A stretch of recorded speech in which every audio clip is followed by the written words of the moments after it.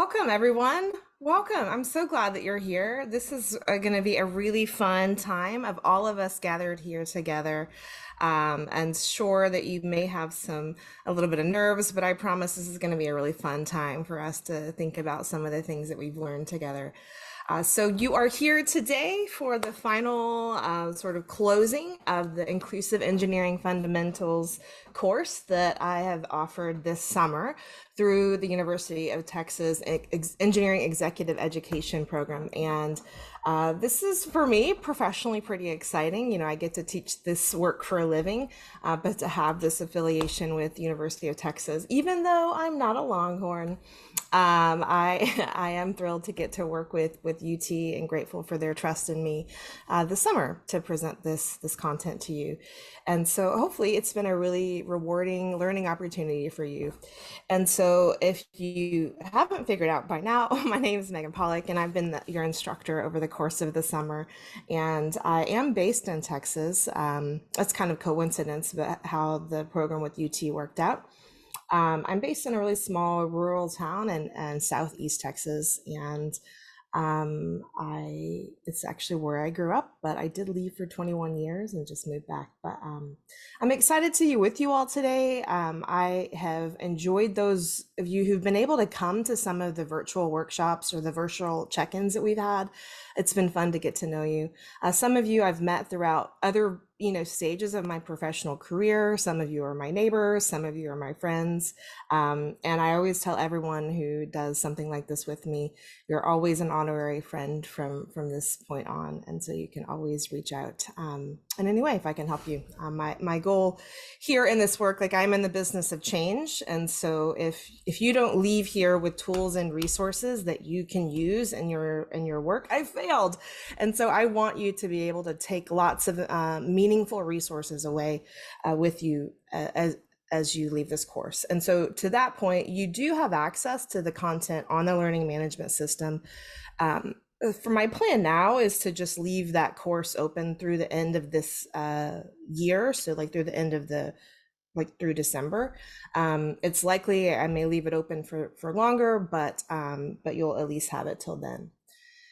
So what really brings us together today is to talk about how do we take everything that we've learned and do something with it. Certainly, I acknowledge that many of you are still in the process of completing some of the content, and that's okay. As we go into our exercises today, I want to make sure that we don't shame anybody. Like wherever you are is where you are. That's okay. I was working late last night and some people were on week 0.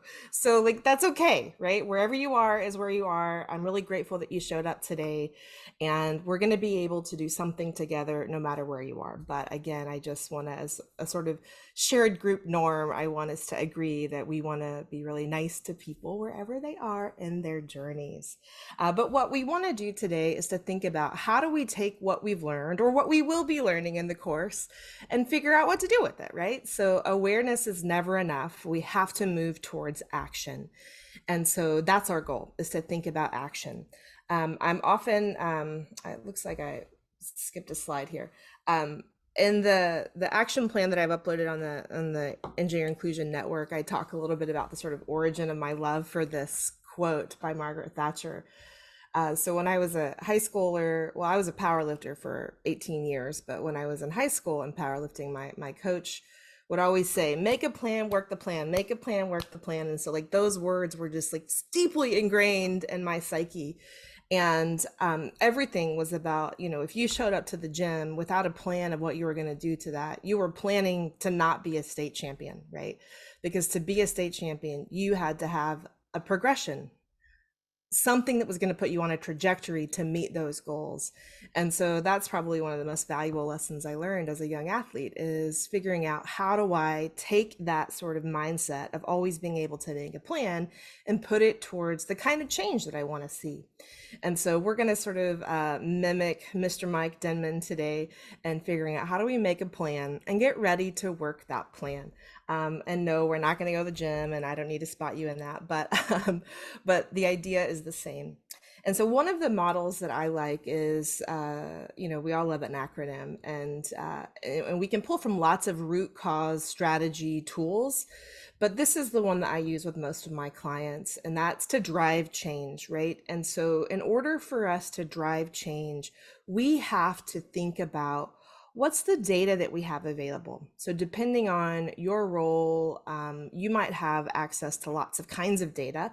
If you are earlier in your career, you may not have access to sort of big data sets, but there's data all around us. A lot of times the data that we can access is small conversations, right? What are we hearing from our colleagues? What are we learning from them? Some of the activities that you've done over the past 6 weeks have been data gathering, thinking about the experiences of your colleagues. And then from there, it's so critical that we use that data to understand what are some of the root causes for the issues that we want to change. And so, as many of us, not everyone here, but many of us are engineers in this course. And so, hopefully, at some point in your education, you've learned a little bit about root cause analysis. But understanding root causes is like, how do we get to the bottom of things? How do we get to that initial thing that sets in motion all of the results that we see? And so often when it comes to inequities, we say things like, well, women just aren't interested in engineering. Well, interest is not a root cause. Interest is an outcome of lots of other things that have led to that, right? And so that's an example of like, how do we understand and get to those root causes? And usually when I work with my clients in doing these kinds of analyses is we get them to go talk to the students, talk to their employees, and understand their experiences.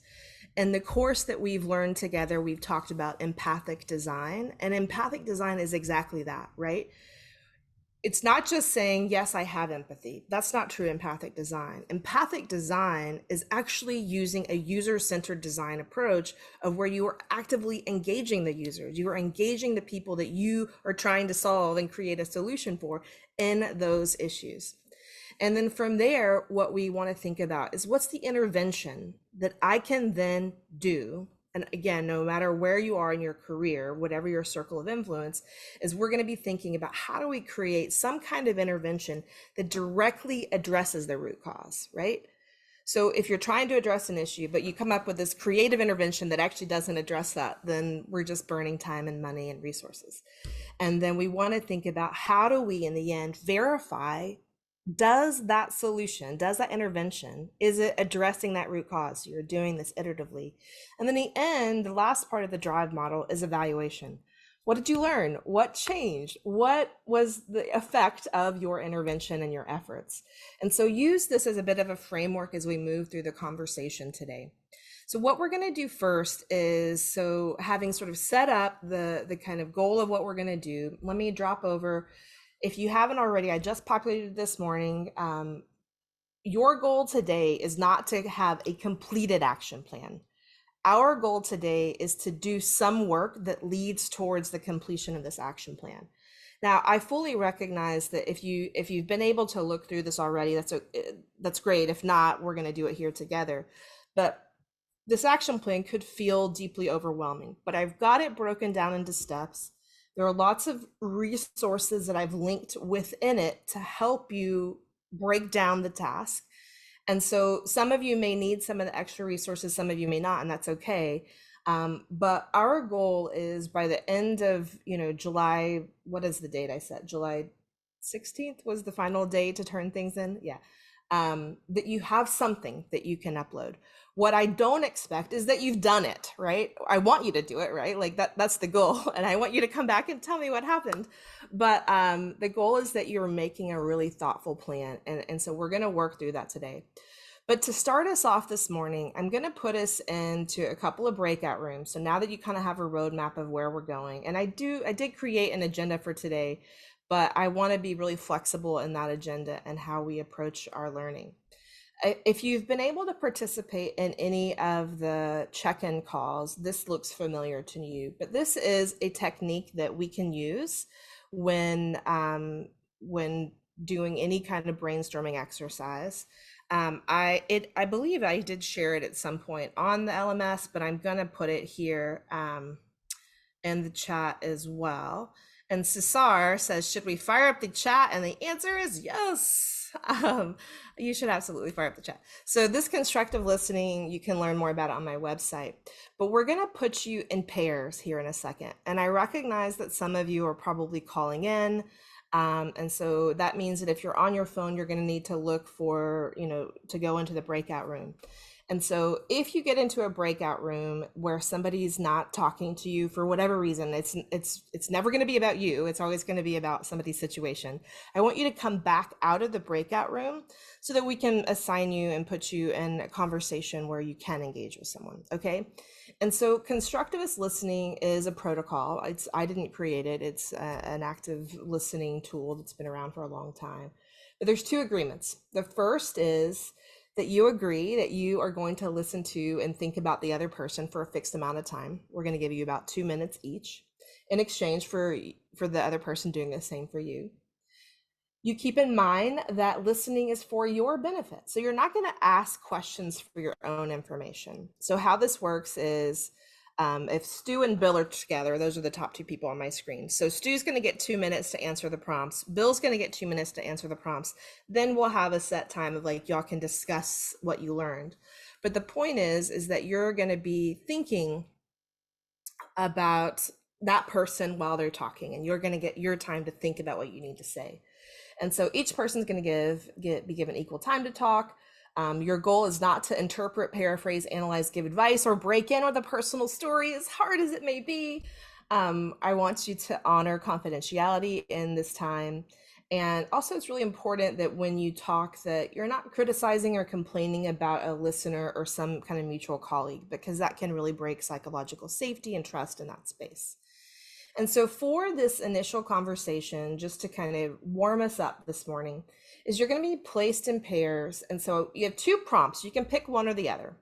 The first is you can answer, in what ways are you growing professionally and personally as a result of participating in this course? Or what's something you're looking forward to after you're done with this course?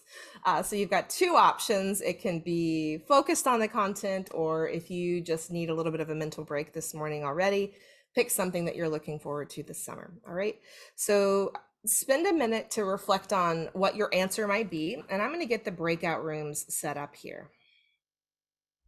So again, if you get in a breakout room and for whatever reason, somebody is not able to talk with you, just come back into the main room so that we can get it squared away. So I'm going to set a timer for 6 minutes. But when you get into the breakout room, what I want you to do first is you're going to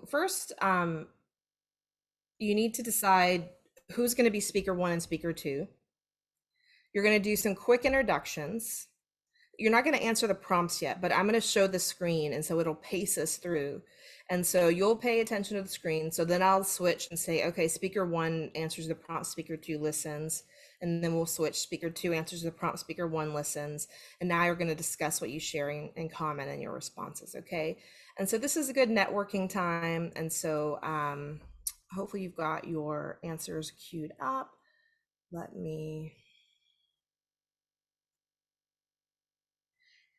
If we have some people who are sort of just coming in a little bit late, if I drop someone in your room, just welcome them and help them get caught up, okay?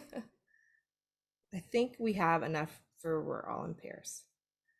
All right, I want to acknowledge Cesar has a comment. Okay, so Cesar, I'll get back to you with your question on what the plan should look like. But for now, let's do this networking warm-up activity, and we'll see you back in about 6 minutes. All right, I think we're all back. Welcome back. So again, the goal was to just start with a little bit of community building. Hopefully you met someone new. If you didn't get a chance to like share your LinkedIn with them, then you're welcome to do that. You can drop that in the chat. I do encourage you to use the chat as we're going through this time. Also a really good moment to check in and make sure that your name shows up how you'd like for all of us to address you. You can add your pronouns if you'd like. And again, look, Cass is taking the lead. Appreciate that. So we've got lots of great connections here. So let me see. Teresa's asked a question. At some point, can you show us how to see the course content you haven't completed and how to go in and complete those assignments? Okay. So yeah, we could do a little logistical kind of check-in here. So let's come to the course. Now, again, what I see is a little different than what you see. Um, and so what I think that you see is that from the course, there should be a little box that's up here that should tell you what to do next, right? There should be a little box that says, here's the next thing that you need to do. And then beside each of these things where you see a little gray box for me, it should be a green check for you. And so that's one way to know what you have done or haven't done is like, and not the green check like the icon here, but where you see this little gray thing, those things should be checked. And so that's one way to kind of look through and see if you've completed it. Now, there are some things like this positionality one, for example, that this was like a bonus thing. You didn't have to watch it. And so like this is not a timed thing, or hopefully it wasn't, and there's no complete, like I completed it at the end. So if for those kinds of things, you won't see a check mark. And so if you didn't have to do it, it's not going to give you that big button that says, have you completed it? All right. Now, there are some things where it was required for you to watch the full webinar. For example, the webinar on bias, that one is required that you watch the full 30 minutes. You can watch it at whatever speed that you want, but you can't complete it until you've timed through that whole thing, right? And so that's an example of how that might show up differently. And so again, when you look at the course, you're looking over at the sort of left area to make sure that you have some green buttons. Now, when you all go into another break here in a second, I'll see if I can remember my guest login. And then that will help me show you what it looks like from a user end. And so hopefully that'll be helpful for you. And so from my end, what I see is I see the users from like I can come here just like you and look at the cohort, but I see like a little wheel of completion. And so come the 19th, I mean, I have a different report that I can pull on this, but come the 19th, I will look and see like what's the level of completion that you have. And so as a reminder, like I'm not grading anything, right? This is a micro-credential that's really built on the trust that you're being honest about what you're doing and that you're completing the task to the best of your ability. And so in response, Cesar, to your question of like, well, what should it look like a one-page report or whatever, that's up to you. Like I've given you an outline of how I think the kind of action plan that I'd like for you to think about and create. And so like if that's a one-page response or if that's a 10-page response, that's up to you, right? Like again, I'm going to look at them, but I'm not going to grade them. So like it's you did it or you didn't. And so hopefully that's helpful. Okay, like this is not you're not getting a grade. It's a completion exercise. Did you do the things? Did you not do the things? We have another question in the chat about like it'd be good to understand the difference between the plan we're working on today versus the plan that was previously submitted using the design thinking process. That's a good question. So the action plan today, it could be that some people may have taken the action plan that they created using design thinking process, and it is very much something that you can build on, right? So if you, in that exercise, created a lot of the content that's going to it could inform the action plan here. And so what I want you to remember is like channel your inner student. And if you've ever been a professor or remember when you ask a professor, like, what are all the constraints? What is it that you're looking for? I have nothing for you, right? Like there's no right answer, right? The answer is what's best for you.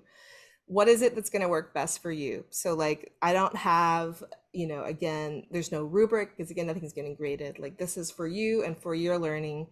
Are you able to take some of the things that you've learned and apply them? So hopefully that's helpful. So again, the goal for this final action plan is absolutely that you're building on all of the things that you've done already. It doesn't have to be something new and novel. It's not a dissertation. It's not a master's thesis. It's how are we just going to put into practice what we've learned? And again, the whole intent here is that if we don't make a plan to apply things, like we can all think about professional learning that we've been through, that if we don't take time to stop and actually think about how we're going to apply this, how often does it not get applied? Very rarely. And so when I designed this course, I was really intentional that the key deliverable for this is that you thoughtfully think through how are you going to apply what you're going to learn. That was intentional because, again, it doesn't matter that if you've done and checked all these boxes if you don't figure out how it applies to your work. Because what's going to work for Khan is different than what's going to work for April. And so you get to decide based on your sphere of influence, based on where you are in your career, what's going to work best for you, right? So shake off all of those like need to be a good student, right? Shake it off. Everybody come with me, shake it off. Like there's no checklist. I'm not grading you. This is for you, and figuring out what's going to work best for you. So hopefully that helps.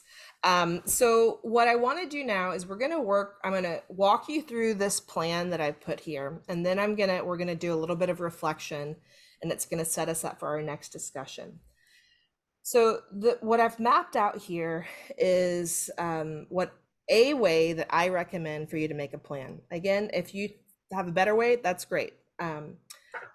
The first thing that I think is useful is to reflect on what you've learned in the program and which tools and resources stood out to you as something that you want to use or apply. And so we're going to take a break here in a second, and you're going to flip back through the content and think about like what really stood out to you. What were the tools and resources that you really liked? There are lots more tools on my website that aren't part of the 6 weeks content. So for example, if you go to my website, I have got lots of different kinds of tools and downloads. And so, you can, what I don't want you to do today is to go explore that. That's something you can do later. But I have lots of free things that are shared on my website. So like some of the key tools that I've shared here are like summaries of some of the resources that we've done, like session pledge, cognitive biases, unbiasing nudges, stewarding prompts, planning feedback. Those are just some of the tools that are also available to you. And so that's the first step, is to really reflect on what is it that is something that you want to apply. The next thing that we're going to do today is we're going to start the exercise of where does your will intersect with your influence. I do think I've shared this at some point over the course, but it wasn't an exercise for us to do. And so this again is linked on my website. And so you can access this at any time. And so we're going to talk about what does this mean. And so we'll talk about this sort of what are the spheres of influence, and then how do you do this exercise. So you can if you want to do this tool, you can download the PDF to do this reflection exercise. And so what that does is it helps you start to think about where do you have influence and where do you have interest, because sometimes where you have influence and what you want to do, like those things need to align. Because if you create a plan for something that doesn't fit your sort of interest and passion, it's going to be hard to accomplish those things. I've also linked here some tools to help you potentially narrow down a focus, right? And so I've linked to a hedgehog diagram. This resource tells you what is a hedgehog, what is the hedgehog concept, how do you use this? This happens to be one of my most favorite tools. I use it for all kinds of things. And so this is a sort of 3 Venn diagram of where you're connecting your passion, your skills, and your resources, right? So if you, for example, have a desire to create a mentoring program, I say that tongue in cheek, but like create a mentoring program, but you don't have any resources to do that, then that's not a good alignment of your sort of hedgehog center. And so again, that's a tool to help you kind of line things up. I also have another tool called a PDF that I've created from somebody else's tool called the Impacts and Sustainability Matrix. So again, this is a resource that you can use to kind of help you narrow things down. And so this helps you think about impact versus effort or profitability. And so, and then SOAR analysis and SWOT analysis, again, those are worksheets. So once you sort of figure out where does your will intersect with your influence, next is to set some goals. I've already shared before on the platform the SMARTY model. You've all heard of SMART goals. SMARTY just adds inclusive and equitable to the end of it. And so there's a worksheet here that you can use. The next key part of this is to map out how are we going to take a systems approach to our action. What's so critical to create any kind of meaningful change is that we have to address the inequities at all 4 levels. So if you've made it through the systems unit, hopefully that was your key takeaway. And so in order to do that, you've got to ask questions like, do you understand or can you identify the barriers that you or your population is facing? How can you remove the barriers and add supports at all 4 levels? And so in many cases, to understand this, you're going to fold this step into the next one. And so that's when we take a human-centered approach. So you may be using that empathic design process. You may build on that tool that you've already created. It may benefit from using a root cause analysis. So this link here, it goes to a really focused sort of content on my website around non-traditional CTE pathways. And so don't get discouraged by that. But I actually deep into this talk about some different kinds of root cause tools. So that's why I've linked that there. And so, as I said earlier, just saying that you have empathy isn't actually using the empathic design process. We have to engage with the users, the people that we want to serve in this change, to fully understand their needs. And then the last part is figuring out what's your timeline. Can you establish an accountability structure? How will you measure that success? And how will you know that you've succeeded?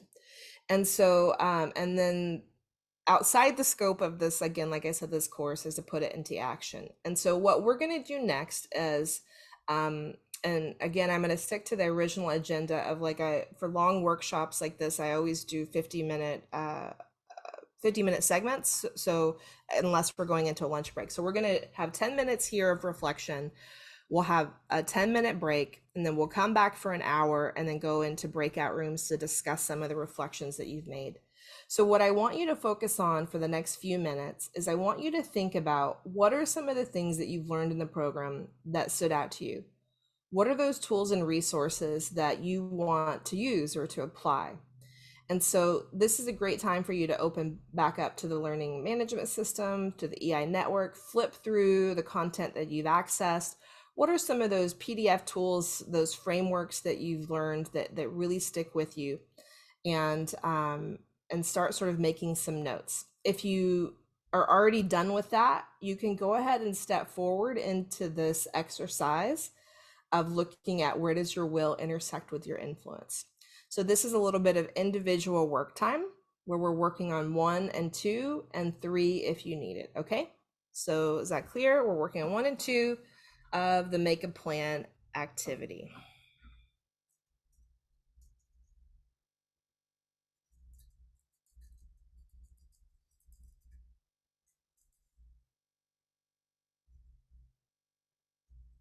I'm going to add a link to that in the chat just in case you're needing some help navigating to this. For those people who aren't at their desk, if you're in motion, hopefully you're able to do this the best that you can. All right, so just some quiet time for reflection. We'll come back in a few minutes. All right, welcome back. So we've got just a minute before the promise break. But what I want you to do now, and you're certainly welcome to work through your break, but when we come back at the hour, what we're going to do is we're going to put you into breakout rooms with some focused questions to think about some of your reflections and starting to think about this sort of intersection with your influence.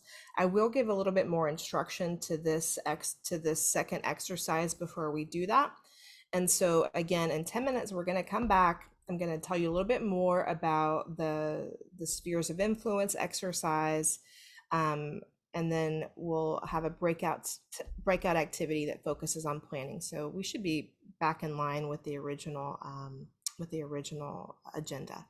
So 10 minutes. Again, you're welcome to keep working through this if you'd like, but this is a good time to check in and reset and refuel. All right, we'll see you back in 10. All right, welcome back, everyone. I love to see so many people dropping their LinkedIn in the chat. We'll absolutely, my colleague Elizabeth, who I didn't properly introduce, I'm so sorry. Elizabeth, do you want to say hi? Okay, I'm going to be on camera now. If it freezes, y'all, I will have to turn my camera back off. But hi, my name is Elizabeth. I'm the new communications manager. Getting my feet wet, getting started posting and stuff of that nature. I'll be liking comments and responding to y'all if y'all interact on the networks. But that's just me, and I'm here. I'm a real person. I just have kind of slow internet, so my video is actually starting to glitch on me a little bit. Let's see how slow. Oh, well, it's nice to meet y'all and be with you. I haven't been through all of the program yet. I do intend on going through them. So if I don't have all the insight and you get put in a breakout room with me, please be patient with me. And it's nice to meet y'all. Thanks so much, Elizabeth. So again, if you're having some technical issues, usually your best bet's to back out and come back in, but you can reach out to Elizabeth. And admittedly, I actually hardwired to my modem also during the break because I'm experiencing some glitches as well. So what we are going to do next is, as I said, we're going to do a little bit of instruction on some of the tools I've shared on the platform, and that's going to set us up for this next debrief activity. And so let me get my screen shared again. And so hopefully during the reflection exercise, you were able to think about what are some of the things that you've learned that really stood out to you. Because not everything is going to mean the same thing to everyone. And depending on where you are in your life, some tools might be more useful to apply than others. And so I want you to think about those kinds of things. Um, if you were able to dive into the where does your will intersect with your influence exercise, then that's great. I actually added here a direct link to, I think I did. Um, Maybe I didn't save it. No, there it is. I added a direct link to the PDF of that resource, so you don't have to go through the full download. Well, it's enormous. Um, So there's a direct link to the PDF worksheet if you want to do that. And so we're going to talk through that here for a little bit. And then we're going to, hopefully you've been able to kind of get a little bit of goal setting as you reflected. And then we're going to start thinking about what does this mean for you? How are you going to do some application of this moving forward? So I made some slides for this, but I actually think it's easier to just map this directly from the website. And so what I also hope that you're able to do as a result of participating in this course, and I tried my best to, whatever I've shared on the course, make sure that you also have the link to where it is on my website, because that means you can share it with other people and access it when the course, whatever I do with it later on. And so why I think this tool is really useful, and it draws on Stephen Covey's what he popularized as the sort of circle of influence model, but it's actually like ancient Stoic philosophy. So any Stoic philosophers or people who like to read about Stoicism in the group, it's one of my favorite things to read about. So Sarah's waving at me. I highly recommend Ryan Holiday. He actually lives in Austin, and he's sort of like a modern day Stoicist, and I really like a lot of his work. And so it was in reading his work that I was like, wait, Stephen Covey gets all the credit for this, but it's just ancient philosophy. But isn't that often the truth that we just keep recreating things? And so if you haven't seen this, it's a great way of really thinking about and creating perspective. And it's a common tool I use in all of the work that I do, because when it comes to any kind of opportunity to create equity and inclusion, it can be deeply overwhelming. Actually, I want to put a side note here. So I have a really severe ear infection, and I cannot hear out of this ear. And so like if I am yelling at you, I'm sorry, but like it's like I'm talking inside my head, and so it's got my brain kind of wired funny.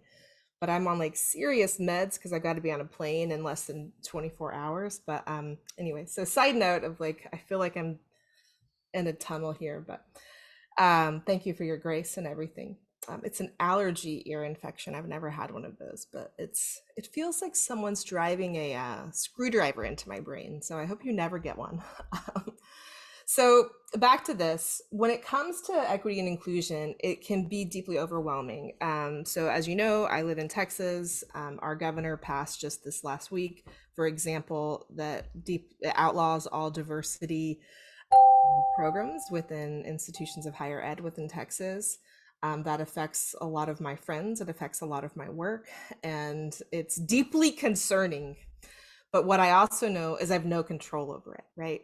And so I have no control over it. It's possible that I might have some areas of influence, not on a federal, on a state policy level, but around the sort of implementation of these kinds of things.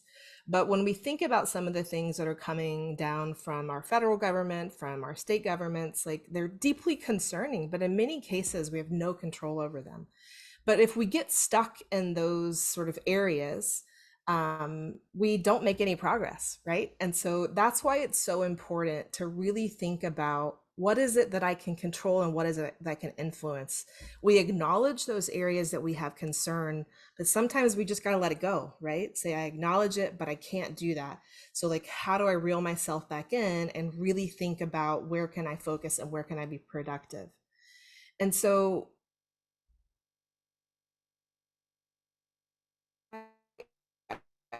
the model here is to figure out how do we stand between influence, well, this notion of what is it that you want to do, what is it that you have the ability to really think about and lead some change in. And so again, I hope that having participated in this course, that you have maybe expanded your will, expanded your toolkit of resources and opportunities of where you can connect. But that's really the goal, is to figure out this intersection. And so this exercise, that if you work through it, it will help you to really map out and think about those intersections. There's also some deep reflective questions of what you can do. And this tool, again, is something that you can use for lots of different things. It is a tool for what we can do to think about our action planning. And again, nothing of this is required. It's just a way that you can do this. And you can always share this with your colleagues to download it. I do appreciate when you share things with people, that you share the web pages, because what it helps me to do is, one, when people download it, I know who's downloaded that resource. And so when I update it, then I can email those people who've downloaded it and say, hey, here's the updated tool. As an example, the positionality tool that you all use is the #1 downloaded resource on my website. And so by having that data, that by knowing that 1,000 people have downloaded that in the last year, that tells me that that's an opportunity to keep creating resources on that. And so those 1,000 people who've downloaded that, because I'm about to publish a book on it, I'm going to send them a free copy. So like there's a benefit of that. And so I'm grateful for when you forward people to download these resources. And so when we think about these kinds of things, it helps us really begin to narrow down our efforts. So some of you may already have this focus.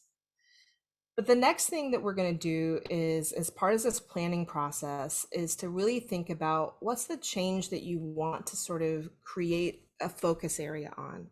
And again, I could have a million examples of what this might be for the different audiences. So say that you're an engineering leader and you manage a team.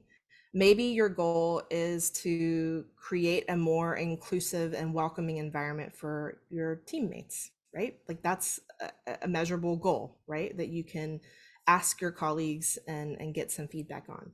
Maybe it is a big goal, like I want to increase the representation of a population of people on your team, right? Like that's going to take maybe a little bit longer. I always put a caveat when we set goals around just numbers, because I think that it's really important that recruitment can't always be the goal. I actually find it to be almost, to me, it's like an ethics issue that if our goal is simply recruitment, but we don't take enough effort to change the environments, that we're putting people into environments that traumatize them. And so we have to, again, change the environment in which we operate, so that we can get people to stay and that they feel valued and included and affirmed in those kinds of things. So whatever the goal is that you want to lead, then that will help us to start map out. So what I want to do now is I want you to, I'm going to give you just a couple of minutes, if you haven't already, to kind of set a goal. Again, this isn't what's going to be on your final action plan. This is what is something that you want to sort of use for this exercise and for the next couple of hours. So start mapping out a few goals that you might have for your environment. And then I'm going to catch up on the chat here. And then I'm going to have Elizabeth, if you'll set up some breakout rooms, we're going to be talking about goals here. So set up a breakout room for 10 minutes, groups of 4, but don't open them yet. So give people just a minute to reflect. You got it. All right. So for this breakout, you're going to be talking about, we're going to put you in groups. Again, try to use a strategy of making sure that you're sharing the mic, making sure that you're using all of our group norms so that you're respecting people for wherever they are. What I don't want you to spend the time doing is apologizing for where you are in your work. So just like, you don't need to apologize. Like, just where you are is fine. But just start thinking about what are some of the goals that you have where you want to lead some change. And then that will set us up for the planning exercise that we're going to do next. So again, your goals don't have to be completely thought out and mapped out. But if you're, say you're a student, we do have about a third of our students here. Maybe your goal is to simply assess the inclusiveness of your lab, right? That's a great goal, right? So you're going to take some time to really think about who feels valued and included and affirmed in that space. And so again, don't judge yourself based on your goals. Don't spend time apologizing for things that are unnecessary. Just spend time being generative and brainstorming your ideas. Does that sound fair?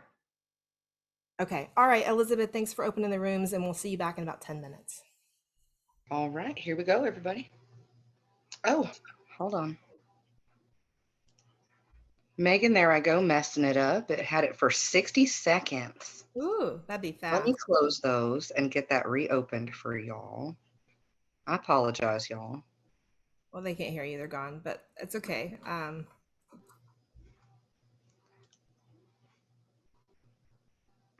on the browser version, and that's just... Why did it do that? Oh, Megan, I apologize. I'm going to fix it. Do you want me to? I can set it up if you're having issues doing it.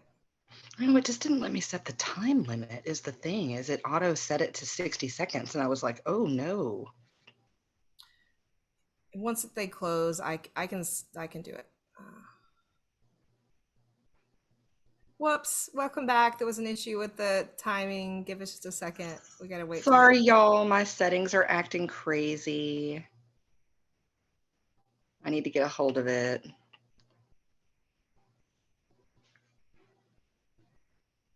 All right, you solved all the problems, right?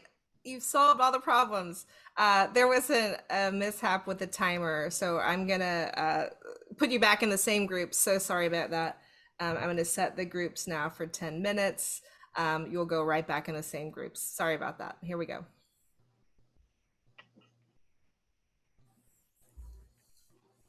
Megan, you have to let me take responsibility when I mess up. It's okay. I was just testing everybody's patience is all. We were testing whether or not we were tolerating me and inclusion for my mishaps.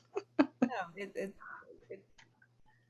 I'm going happens. to get the non-browser version and see if it doesn't, Yeah, I would recommend that. Yeah. yeah, have auto settings. Ah.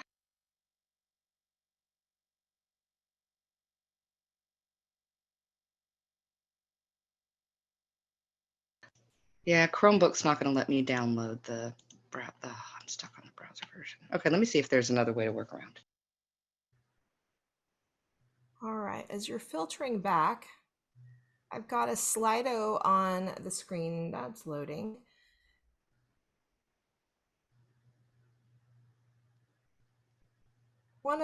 I want you to share what is your goal for change that is within your sphere of influence. So let's get a running sort of list of some goals.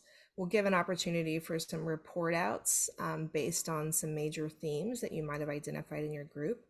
So while some people are adding their thoughts here, if you're not familiar with Slido, it works best if you can either go to slido.com and type in that number, or the smartphone, open up your camera, hover over, select where it says open in whatever browser is your main one, and it'll load here. And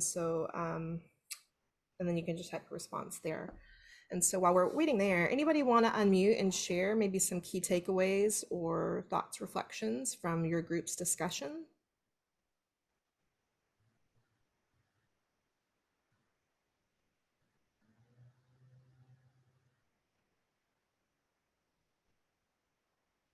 Hi, Anybody? Megan. This is Bill. We had actually, everybody had really focused goals and sort of knew something they were trying to attack that had some direct applications to what we've been learning. So, um, didn't seem anything was undoable or Good. impossible to accomplish. So it was good. We're Everybody not trying sort to solve systemic oppression today. That's good. That's good. yeah. I'm not sure I know how to get to Slido, to be honest with you, but That's okay. If Slido is a challenge, or depending on whatever other number of issues, you can just drop your notes in the chat as all well. right, I'll do that then. Great. We got lots of good. We see some trends around focusing on teams. And you should be able to, from your phone, also scroll through and see what everybody is listing outside of what I'm scrolling through on my screen. I love this. I also plan to take this report and I'll share this on the Engineer Inclusion Network. So um, it looks like everybody's posting anonymously, so it's not tied to you. But I do want to make sure we keep a good record of this. And it's great data for us. Yeah. Thank you so much for sharing that. Any other report outs? Any trends, questions that came up in your conversations? I know I really resonated with you when you were talking about like not just thinking about recruiting like a more diverse group, but having like the resources there, to attract them and want them to come in the first place. So I kind of have these like similar goals, but sometimes I just feel stuck on like, where do I start? Like, I know what I want, but I don't know how to get there. Well, this is a great opportunity. We can do a little sort of coaching, if you're willing. Do you want to tell me a little bit more about what is it that your goal is, and maybe we can help brainstorm some ways to get there, and that could be helpful to everyone. Sure. So I run a summer program here at Purdue. It's for undergrads to come and do research. My goal since starting has always been to have a cohort with more diversity. I'm only in my third year, so year one we kind of left it up to the PIs to choose their students, and it wasn't super diverse. Year two, I had a more concerted effort, and we did end up with a more diverse cohort. But again, like it's not that I feel guilty, but I feel misleading maybe when I'm like trying to recruit maybe like a Latino student and say, hey, come to the Midwest, come do my program, when I myself know that it's really hard to be a Latino up here in Indiana. So, and that kind of goes for other students like Black or Purdue is pretty good with LGBTQ, but we've had transgender students that are really concerned about coming to the Midwest. So yeah, it's like the chicken or the egg, I guess. Like, how can I make my program better? How can I then recruit more people to it? So I'm a Boilermaker, so my doctorate's from Purdue, so I know that area well. And it is not particularly friendly to people from traditionally marginalized and excluded groups. And so this is a great example, Gabriella, of how we can start to think about the systems, right? And so that's the next exercise that we're going to do. But so let's kind of talk through that. So first of all, I used to run summer physics camps for girls. It was the most terrifying job I've ever had. Like, I thought it would be easy. Y'all, it is really hard to recruit girls to come to free camps. Like, I thought it was going to be easy, but so hard. But the issue is like you have lots of barriers that they're facing to get there. And so when we think about how do we start to break down and address at all four levels. Oh, Stephanie, yeah, you're connected to High Tech High Heels, yeah. So when we start to, that was like the funder of the camps that I ran. When we start to think about those four I's, you can keep doing this poll, but I'm just gonna click to the next slide of what the next conversation will be on. But it's going to, we want to think about what are those ideological barriers, what are the interpersonal barriers, what are the institutional barriers, and those internalized. And so remember that ideological, interpersonal, and institutional, these are all external things. So in order to recruit, number one, students from traditionally marginalized and excluded groups to do any kind of summer STEM research camp, they're facing lots of ideological barriers that have told them all along, like, this isn't for you, right? And so then they face likely lots of interpersonal ways in which that's manifested, whether that's by their parents, their teachers, their classmates, media, lots of, well, media would not necessarily be interpersonal. That's more sort of ideological into the institutions, but like it's messages that have told them like, this isn't for you. And then they've got institutional barriers. Maybe their counselors aren't telling them about it, or there are institutional barriers from Purdue that don't provide the necessary supports that they need to get there.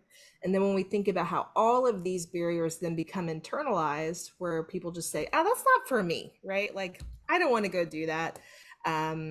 Or they're so used to maybe the sort of boys club environments that they've faced, they're like, I'm not going to feel good there. It's not going to feel like I'm valued, included, and affirmed. And so one of the activities that I posted yesterday, and it's very likely many of you haven't gotten to it yet, but it's thinking about the sort of shared norms. And the shared norms, different than the group norms that we talked about, but like, what are those sort of most common things that happen in a space? I think I referenced this in our chat on Friday, but I admittedly was, while I was sick over the weekend, watching Never Have I Ever on Netflix. Which is like a teen show. But in the season, I think season 3, whatever the later season is, there's a scene, an episode that's really focused on the culture of the robotics team. So I need to find the episode and like point you all to it. But Never Have I Ever, maybe I said it wrong. But like it talks about what it is that girls experience, right, in this, and being really thoughtful to that. And so, one of my key focus is to talk about intentionally engineer inclusion. If we aren't intentionally engineering inclusion, then we are unintentionally engineering exclusion. And so if we aren't thinking about those specific ways in which culture is driven by the people that are participating, if the PIs, and PI, for those of you who aren't familiar with that, means principal investigator. That means it's the professor who got the grant for all the money to run these kinds of programs. If we aren't being really thoughtful to the who's being selected in these groups, it can shift the culture, right? And so I've always advocated that when you're trying to monitor culture, that we have to be intentional about those teams. And that, to me, specifically with student opportunities, means we need to have as much parity intentional in the selection as possible. Because when we say, well, the girls aren't signing up, the young women aren't signing up, they're just not interested. Well, that's not a root cause. They're not interested because we've not appealed to them. They're not interested because we've not reached out to them properly. They're not interested because they don't feel like they fit in there. They're not interested because they don't want to be a part of a culture that marginalizes and excludes them. And so when we start to think about how are you going to address this, when we look at and break down, and this is the next part of the action planning, when we break down what are those barriers that they're facing, when we identify those barriers, then we can start to think about what are the specific supports. Um, as a side note, I have a program that I'm leading this summer at University of Illinois, so just across the border from you. It could be a great resource for you, and it's focused on their summer camps, and it's training teachers to use equitable strategies. So connect with me later, and we'll see if that could be a good resource for you. And anybody else is welcome to do that as well. But the key thing is when we start to think about how do we create change, how do we get there? We can't get there unless we start to break down and understand how is this happening at all levels of the system, and how am I going to address it at all levels of the system? Because if we don't address it at all four levels, we aren't addressing the true root of the issue. And so what we're going to do next, it's 11:37 here. And so what I want you to do now is I want you to spend, and I'll leave some space for a couple more questions if we have them, but I want you to start thinking about and mapping out, how do you understand the barriers to your goals based on these four levels? If you take nothing away from this course with me, nothing else, I want you to take away understanding systems. I am on a mission to help people, particularly people from dominant groups like me as a white person, to understand systems, because we often don't see the systems because they were built for us. And until we start to understand the barriers that people face and really start to recognize how do we address those, we can't create change. We can't create meaningful, sustainable change. So I want you to spend a few minutes. I'm going to catch up on the chat here, but I want you to think about, how do you start to understand these barriers? And then we'll put you back into groups here in a minute. All right. So you're reflecting and getting ready for your next discussion right now. Okay. Any other questions before we go into this reflection? Gabriella, thank you for letting me use your scenario as an example. Thank you so much.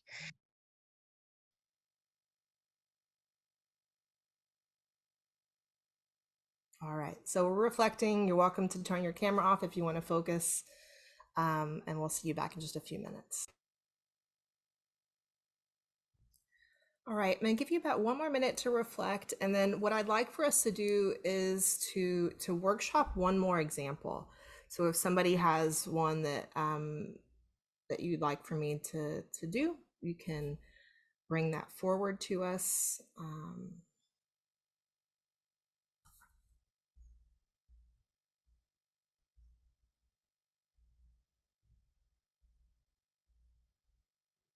I'm happy to jump in if no one else wants to. Yeah, great. So I'm in the midst of a company-wide reorganization. I'm going to be in a new role, reporting to a new boss with a new team, some of whom I know already, some of whom I have just met this week. Starting July 1st, there's a lot of uncertainty, fear, poor communication. And my goal is to try to establish inclusive norms, such that as we're kind of building our relationships in this new team, that we're doing that thoughtfully and mindfully, even though, and especially because I think some of the barriers are going to be this kind of culture of like rush, and so that like fear is there, and there's going to be a lot of, I think, sense of time and resource scarcity, and like we got to just get it done. And I know for myself, and probably for most people, like when you feel like you got to just get it done, like you want to lean into what's familiar, which is not likely to be inclusive, perhaps. Yeah. Okay, so the goal is to establish inclusive norms in this sort of setting of this terrifying reorg. Yeah. And so what we want to do is kind of workshop what are some of the barriers that people might face. So first of all, we have to first acknowledge that your team is likely very diverse, hopefully diverse, and the barriers that some people are facing are different than the barriers that other people are facing, right? And so particularly in this setting, which is a little different than Gabriella's, because we had the kind of a focus trying to increase the diversity of a specific population in that thing, what you're going to have to do is to really think about what are the different barriers that people are bringing. The activity from this week will be a very helpful activity to think about what are some of those norms that sort of set the pace already in that group, and how do you both monitor that and make sure it's balanced, because you have a great opportunity with a new team to be thoughtful to like what are the norms that we create. So, but that's not the exercise. So let's go back to the 4 I's. So ideologically, some of the challenges that people are going to face is that you already said this notion of got to get to work, right? Work's what matters. We take the humans out of the equation. That's an ideological belief that's deeply rooted in individualism, right? It's also deeply, which is one of the lessons from this week on the Hofstede's cultural dimensions. And it's also a sort of modus operandi of a lot of us, right? Of like, I got to get to work. And to be honest, I did it actually this morning. So like how my brain is wired to work is to get to work and to do the things. And so sometimes I forget to bring in the humanity of people. And so I have to be very intentional and active about planning those things. And so that might be an example for you of you saying, hey, it's not that individualism is bad, but it's recognizing that, hey, we are all humans who benefit in this space by working collectively, but yet we're honored and assessed and paid based on individualistic values. But how do we bring in shared ways of knowing and doing into the space? So that's an ideology. And so how that ideology could then manifest in interpersonal is we get to work, we forget to allow the humanity of the space, because everybody is going to be dealing with the fear and the scarcity of a reorg differently. Somebody might be taking on 2 loads of work. Their 3 work best friends may have been gone, so their sense of community is gone. They may have came from a team where they felt very valued and affirmed, but maybe now they're on a team where they're not experiencing those things. And so if we're not paying attention to those interpersonal behaviors, those ideologies could manifest that way. The next thing is to take, again, the same ideology, because in order to use this 4I model, you can't have 100 ideologies to map around. So you're going to pick an ideology and map it around to see what works. So how the ideology of like, let's get to work, that's what matters, within that sort of scarcity model. Institutionally, how that could mean is how you run your meetings, right? If you don't run your meeting in a way that honors the humanity of people in that space, you're institutionalizing that ideology. If you create settings and environments that actively discourage the sort of antithesis of that ideology, then you've institutionalized those things. So that's how you can function as a team. If your organization, first of all, reorgs are rife with opportunities for fear and scarcity, because there's very often never enough communication. There is never enough transparency. There is never enough thoughtfulness of care to people. I remember in working at Texas Instruments, one of my best friends, she experienced so many just like reorgs, like show up today, you got a different boss. Show up a couple of weeks later, you got a different, like there is no humanity in that, right? Like there's no way that you can help people feel safe, valued, included, and affirmed in those when they're not part of those conversations. It doesn't mean that you have to include everyone in every decision, but give people some heads up saying like, hey, we foresee a reorg coming down the pike. It's likely to affect these groups. So at least allows people to start thinking about that. And so that's an institutional issue. When you've institutionalized this idea that like, hey, work is all that matters and people don't, and we've not told them anything, that's a way that that's institutionalized. And so how all of this gets internalized is that my safety doesn't matter, right? All that matters to the organization is my output. My feelings of comfort don't matter. My feelings of safety, my feelings of like being valued and a contributor, those can become internalized messages that are functions of the external oppression. And these are all things that you can talk about, right? I think to be a good leader through an org change means that you're having active conversations of how are you feeling? What are you processing? How are you taking care of yourself during this time? Who are you leaning into? Have you lost your sort of work community? How do we help you rebuild that? So in all the ways that these kinds of shifts reinforce ideologies that the humans don't matter in a space, even though there might be a good intention of it, right? The good intention is like work output and productivity and efficiency, but none of those things matter without people. And so like, how do we make sure that we're centering the people that are doing this work and making sure that we're helping them to feel valued? Does that feel like we kind of work through the model and one way around a certain ideology? That's really helpful. Thank you. Good, good. Okay, so I'm gonna look at the chat here. So Max, I appreciate your comment. Yeah, like to me, transparency is one of my core values. It's important for me to model this work, and I encourage you to do it also, because there is no perfect way of doing this. It's, to me, it's important that we model the growth, we model the struggle, we model when we mess up, right? We model when we aren't reflecting our values. And talk about that, because without doing that, we reinforce narratives that, I'm trying to not say zeitgeist words, but I think I'm going to have to, like, we reinforce narratives about this sort of woke culture that are very harming, right?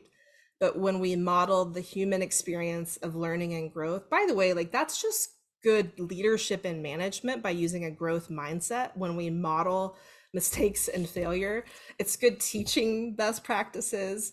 There's tons of literature and research that shows that when you teach from a coping mechanism, meaning like you're learning to cope through challenges, you're learning to cope through struggle, you're learning to cope through failure, that it's like 10x the results of the people that you're serving, whether they're your colleagues, your employees, or your students. Rather than like, what do you mean you don't understand this? What do you mean you've not gotten this, right? Like that doesn't help anybody. And so again, that sort of coping mechanism is really, really important.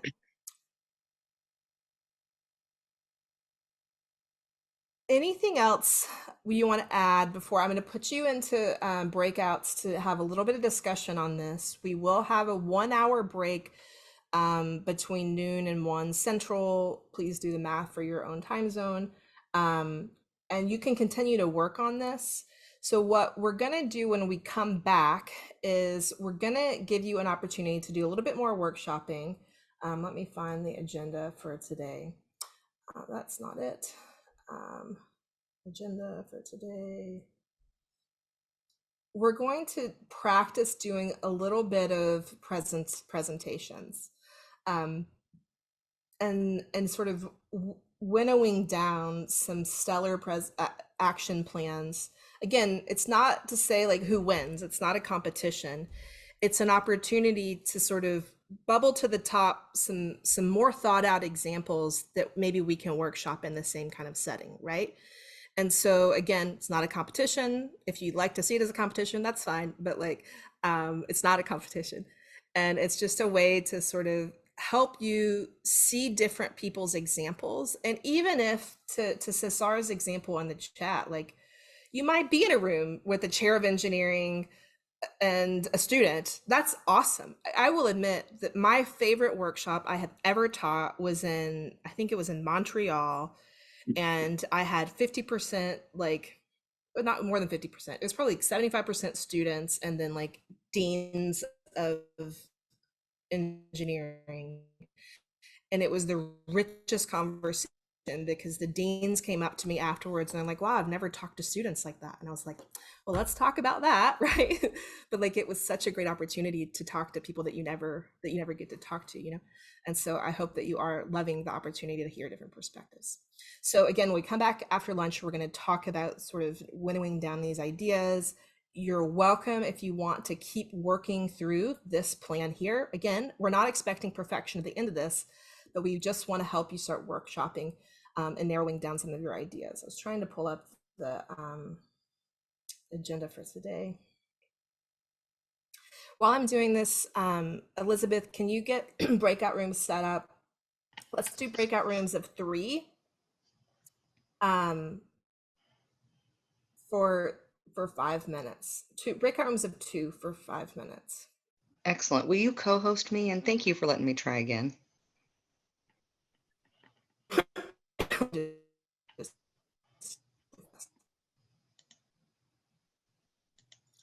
All right. So at the end of this, I'm not going to close the rooms. So if you want to keep talking, you can, but know that you're officially on break. You're officially on break come noon, okay? Let me get this set up. I'm going to make this. If you will co-host me, yeah. Thanks for letting me So try Megan, Yeah, I got it. my settings It's okay. right. I got it this time. So Megan, we leave the meeting and rejoin. Can we do that? You can. You don't have to. You can just mute everything, but it's the same link. It's the same link as this morning. All right, so we'll see you back in an hour and 5 minutes. You're welcome to chat with your groups for as long as you can. If people in your room aren't talking, come back and let me put you in another group, okay? All right, we'll see you back. Can you hear me? This is Trish. Yes, hi. Can I pick your brain? Sure. Well, I mean, you can ask me questions. Yeah, that's a good question. I'm just not sure if I'm taking on, trying to do too much, change the world and watering everything down. Yeah. But I have an amazing opportunity because I do have a platform. I have a website that all my staff can go to. I have a monthly newsletter. I have the opportunity to meet with educators that I serve almost every month. And I'm asking to meet with leaders quarterly. So I'd really like to create a campaign that builds awareness and encourages authenticity, really kind of building on building blocks towards inclusive leadership. And at the same time, I don't want things to get washed, like doing too much. And Yeah, so I think that if you wanted to use inclusive leadership as a tool for kind of teaching your audience, so I'm assuming like you're a consultant of some nature. actually, yeah, what I like to do is really link well-being. I'm a wellness coach and Okay. coordinator. Yeah, create that link of inclusion and belonging to well-being. Yeah, so for you as a business owner like myself, I think you can talk and sort of map out like how do you, because we're in different positions where we're not managing big organizations, we're more of, I'm using the word, but like influencing others, right? Yeah. And so think about like what's your strategy for folding in inclusive leadership into your work? And so I think that works just fine, Okay. like you can use some of the tools from my website, you can create your own or whatever. I think the best strategy is to help people see a model, a plan, and that's what the inclusive leadership development model was sort of meant to be, Okay. was to help them see like, how do I work through this? What does this mean for me? But yeah, that's a meaningful action plan. Like, how do you, if your goal is to fold inclusive leadership into your well-being business, then what does that look like for you?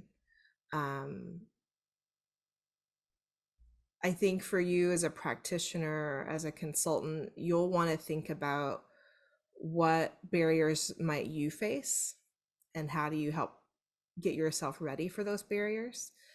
Particularly as a business owner, your people may not be following you for those kinds of things. So there may be a drop off, right? Like people may unsubscribe if you're bringing in different kinds of messaging. So you want to be ready for that. And so you might sort of figure out how do you prepare your audience for that. You could start with like a discussion on inclusive leadership. If you say you have these different ways of communicating with them, say, hey, let's just have a conversation about the intersection of well-being and inclusive leadership. And then that's a way to sort of test your audience of what are they thinking, and then you can build a business strategy around that. as well. Okay, thank you. We can That talk helps. business And I think anytime, Trish. that was actually my plan. I do have some time with the entire staff that I'm serving the beginning of the year or beginning of the school year. So I think you work with educators, is that right? I do. I serve CTE educators. Been really, Oh, okay. yeah. Yeah, so that's mostly who I serve, and many of who I serve as well. Um, so your biggest challenge, and we could take this offline as well, but yeah, let's take this offline. I think that there's a lot that you and I could benefit from having a conversation, and I can tell you some of the things I've learned that don't work and appealing to that audience, and like how to, the biggest challenge is helping people to see how does this work fit within what they see as their job, right? Exactly. And Mhm. so, and that crosses not just the kinds of audiences that we serve, but you know, as people are tuning back in to the 1 o'clock hour here, all of this work is sort of the sort of what's in it for me kind of thing, right? You know, a lot of my clients are engineering professors, um, or people who I'm serving. They're not my clients, but they're the sort of participants of those things. And there's this mentality of like, I'm just here to teach math. I'm just here to teach engineering. But so much of that is helping to change a perspective of recognizing the humanity, the people who are part of that. And that our job as educators is to serve every student. And if our job is to make sure every student can be successful, well, here's some tools and strategies to do that. I believe that people want to help others be successful. Certainly there are exceptions, but like, but you have to get to that sort of shared why. And as educators, I usually center on student success, and then recognizing like who's being successful, who's not being successful, who's being served, who's not being served. And so, you know, just finding that sort of anchor point. And certainly depending on your typical clients and where they are across the country, sometimes it requires that we do this work without saying the words.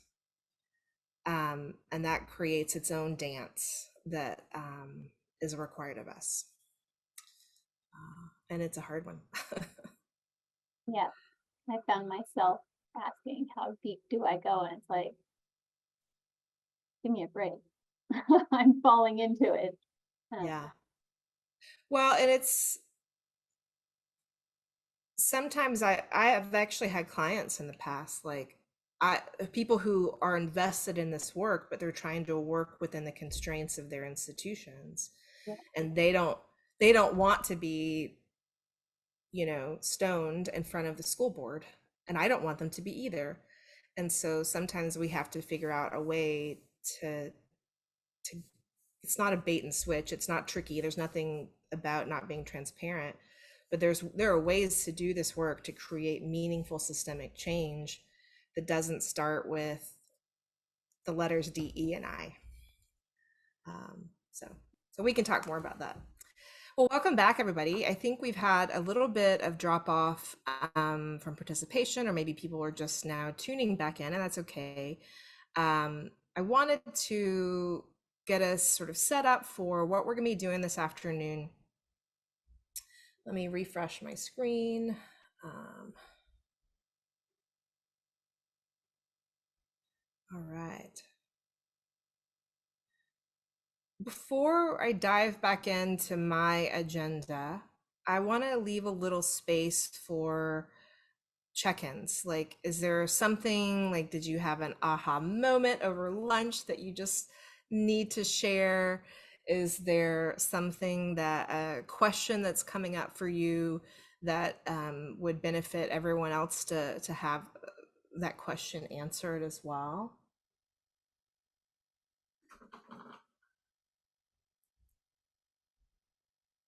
Anything? So I can kick us off. In our discussion, we had two questions that kind of came up that seem like there's a lot to them. Okay, you're breaking up. But hopefully we don't get too far off. So the first worker, oh, I'll put them in chat. You can try to say them out loud. How It's about just that? Or can you hear me? I can hear you. It's just breaking up a little bit. Go ahead. Okay. So one of the questions is, how can we best understand what our students or coworkers need? Is it using a survey or by going around the room asking? Okay, so let's answer that. The best way to understand what people need is to ask them.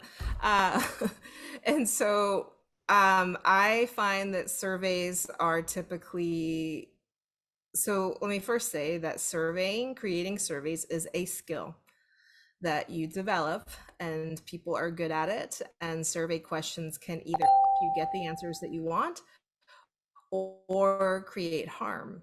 So I think that, so I'm not trying to scare you, but like my immediate response is not to go create a survey, because and before creating a survey, I would actually do focus groups or offer people one-on-one interviews so that you're talking to them, trying to understand their needs and in a way that feels safe. So often when it comes to DEI, and I'm using air quotes here, work, we send out all of these surveys to assess culture, but there's very little promise of return on that. And when we do that, we're actually creating harm.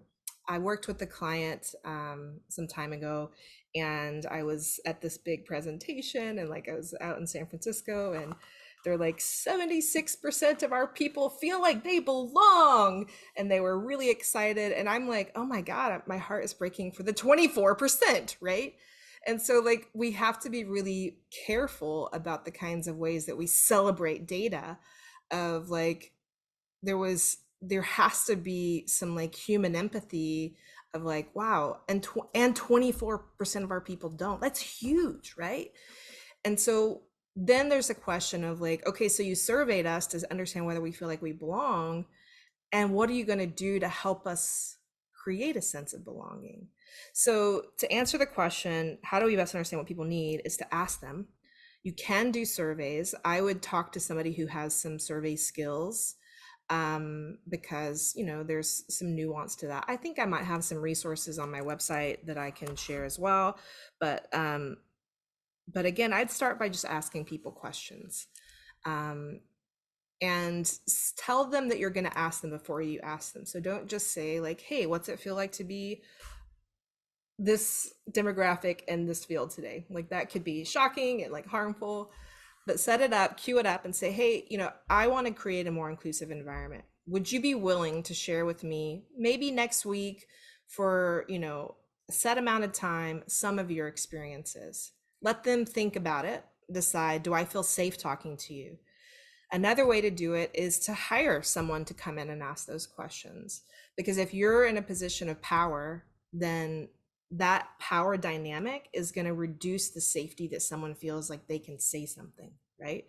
And so that is when you hire a team like my company or any other company to come in and do some of the surveying for you. So that's how you figure out what people need. I will say that also understanding what you need is a level of self-awareness that not everyone has yet. So just asking someone, what do you need? They may not have an answer, but having some understanding of looking at the language that they're using, really trying to, this is where good questioning comes into this, of like understanding, using global listening, body language, tone. What is it that they're trying to say that they're not saying? And so again, that's where the skill set of a professional can really help with those kinds of things, based on their level of safety. So that's one way. What was the second question, Elizabeth? Thanks for asking that. I love that. We had such a great discussion. The other question that came up in our discussion was, once we've identified those barriers and those needs, once we've had those one-on-ones, what is the clear first strategic step that we can take to start moving toward a more diverse and inclusive space? So the first step is to publicly acknowledge the barriers that people face without identifying people that have identified them, right? So like you don't want to be like, Nikita said this is the barrier that she's facing, because that can cause harm. So you want to be careful, but like the first thing to, when you learn about barriers, is to acknowledge them. It creates some accountability across the organization. It helps to increase visibility and transparency. And then in parallel with that is to make sure people are okay right? So if you identify barriers that could be causing people harm, we need to make sure they're okay. When people come to me and say, you know, Megan, I'm in this toxic environment, but yet I'm trying to increase the numbers here, but I'm being harmed. And I'm like, we need to check and make sure that you're okay. So like, what are you doing to make sure that your mental health is that you're going to be okay? I'm not articulating this very well, but we don't want to just move forward with action without recognizing that we're all gathered as humans trying to do some, you know, collective outcome. So acknowledge the barriers, make sure people are okay, and then we can start to do the root cause analyses and create, once we understand that, hey, this barrier exists, what are the root causes that are creating that barrier? And then how do we create that strategic targeted intervention that's going to address that barrier? And how is it going to address that barrier on all 4 levels? So for example, if we go back to Gabriella's example earlier about the girls and young women in undergraduate research, you know, if we identify the barriers, if one of the barriers is that they aren't, if one of the barriers is that their counselors aren't advising them, an intervention to address that is to do targeted strategic interventions with counselors about how to encourage, directly invite students, directly invite female or other marginalized students to do this, and here are the reasons why it's going to benefit them, right? So you're going to provide some kind of professional learning for counselors. That's a targeted intervention. Because the thing is like, what often happens is we say, hey, there's a problem. We're going to create an employee resource group. We're going to create a mentoring program, but we don't actually know what the problem is that we're trying to address. So you can create a mentoring program, but how is that mentoring program going to address the root causes that you're identifying and address it at all 4 levels? So it's going to be different for whatever your solution is that you're trying to solve. Are there other questions? I have a follow-up question to what you were just saying, which is when you check in to see if people are okay and they are not okay, how I don't know what my question is exactly, because obviously like it will be very situational dependent, but like what do you do in for instance like a work context or an education context where someone's not okay, and like what power do you maybe have to sit with them in that, help them navigate that? Like maybe you don't have the power to cause them to be okay. Yeah, so what I would do if I were in your shoes as a manager, I would say, can we talk about it with would it be helpful if we talked about it? They may be like, no. Is there someone with whom you could talk about this that would help? Okay, then maybe we can connect them with that person. What else do you need? Do you need time? Do you need space? Do you need accommodations? Do you need to just be heard? Most often, in a lot of cases, people need to be heard. And when I say heard, that equals listened to. So just having an opportunity to share their experience doesn't mean that they're being heard and listened to, and that there's action that's going to be in response to that. Sometimes you may need to have them, if you're in an organization that has like the, what do you call it, the counseling sessions that you can get, like I forget what it's called in industry speak, where you get like 10 free counseling sessions per whatever. Like an EAP. Yeah, thank you. Employee something whatever, you know. Employee assistance program. Okay, and oh yes, EAP, employee assistance program. EAP, yep. Yeah, can I connect you with an EAP to help you navigate these things? Because usually that's somebody outside the company that can help. A lot of times, if you are in a company that has employee resource groups like women in engineering groups, or you know, Black engineering groups, or whatever, ask them, say like, have you plugged into these groups to find community in a way that maybe you can have this sort of shared experience? It doesn't solve the problem, but it's helping them to find places of connection and those kinds of things. So those might be things that are within your power. Any other questions that are coming up for you? We have one in chat. How do we assess that the intervention is working? How do we assess the intervention is working? So it goes back to your original goal. So if your goal is to, one of the goals was to create a more inclusive lab. I think that was one of my examples. I think somebody said that. And so you figure out, well, why don't people feel it's inclusive? So you figure out those things. All right. And so now we're going to address those things. And then you have to go back to the people, right? It's human centered. We're going back to the people, asking them, like, is something changing? Or you can have metrics of, like, in the lab example, like, are more students of color hanging out in the lab? If they weren't and now they are, like, something shifted. So you can ask them, like, hey, has something changed? Have our efforts improved your experience here? And so it's just checking back to make sure that we're doing something that's addressing some of those root causes. So I'm looking at the chat. Often you can't do much more than validate those emotions and be present. Yeah, so I think I shared some, like, just like what is empathy on the platform.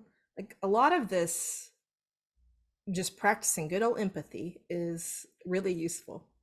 Like sitting with someone, letting them feel heard, not trying to solve their problems. Sometimes they just want to feel heard. And as many of us are engineers, we're trained problem solvers. So we immediately go into, I've got to fix this, we're going to do this.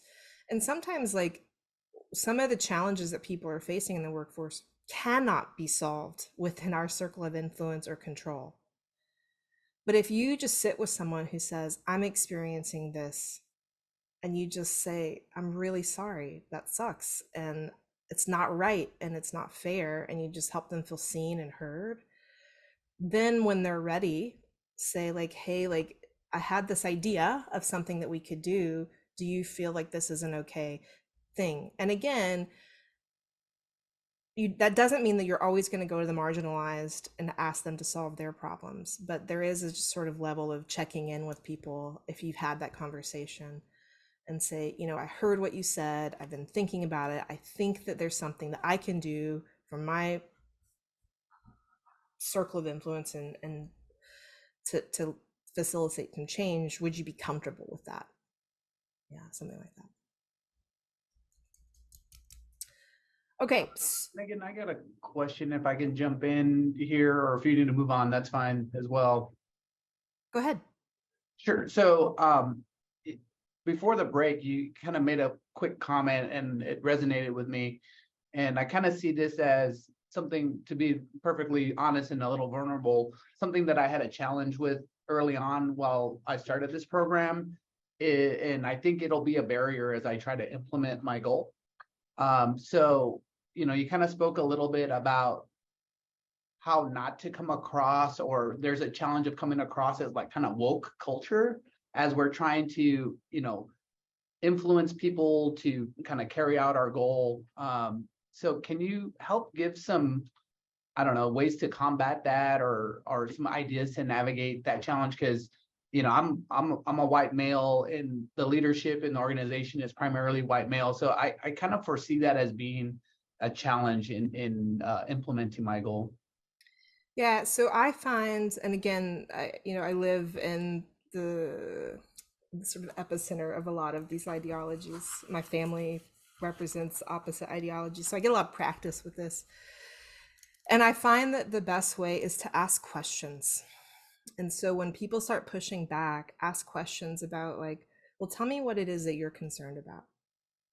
And when people have to start putting words around the sort of common vernacular that maybe they've heard on certain news channels or around the coffee table or whatever, then they have a harder time explaining it, right?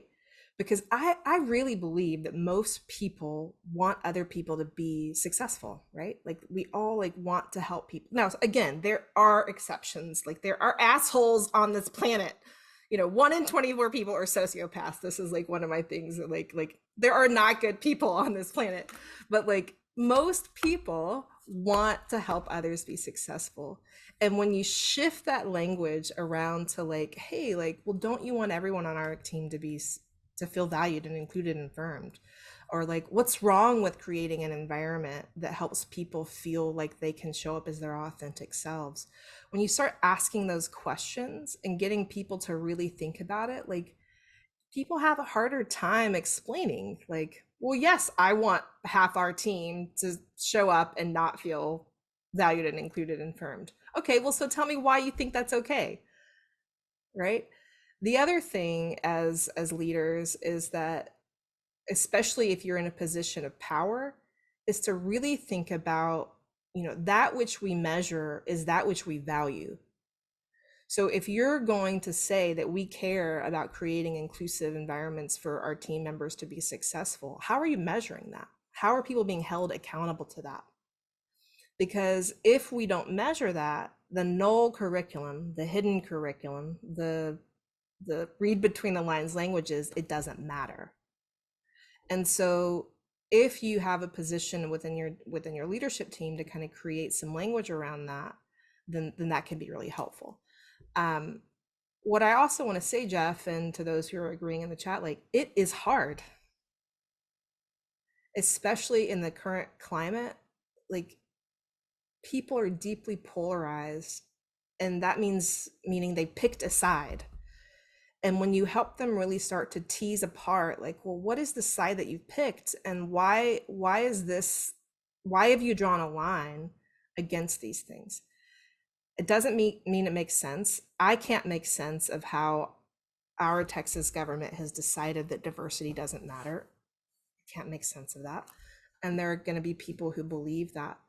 But the best that you can, try to avoid some of the language that sort of triggers those things. Like, I'm teaching a workshop next week at my professional conference, and I use the term DEI agenda for our professional organization. And a colleague was like, don't use the word agenda, because that, and I was like, now I know the people who are going to show up are the people who like want to do this, right? But like, it was advice for moving forward of like, don't use that language, because it was a good reminder about the problem. Or even when I talk about dismantling systems of oppression, that word dismantle triggers a whole other conversation around dismantling police. And so people stop listening because they've heard a word that tags to another thing. And so there's a lot of like choice language that we use, and how do we communicate the values that we want? How do we get people to listen to us without sort of like giving red flags to like other bits of conversations and news? And it's challenging. It is challenging, but we can do it, and we have to keep trying. So I don't have it like a silver bullet to give you to be like, and this is how you do it. But like, I want to acknowledge it's hard, and don't give up, and don't give up.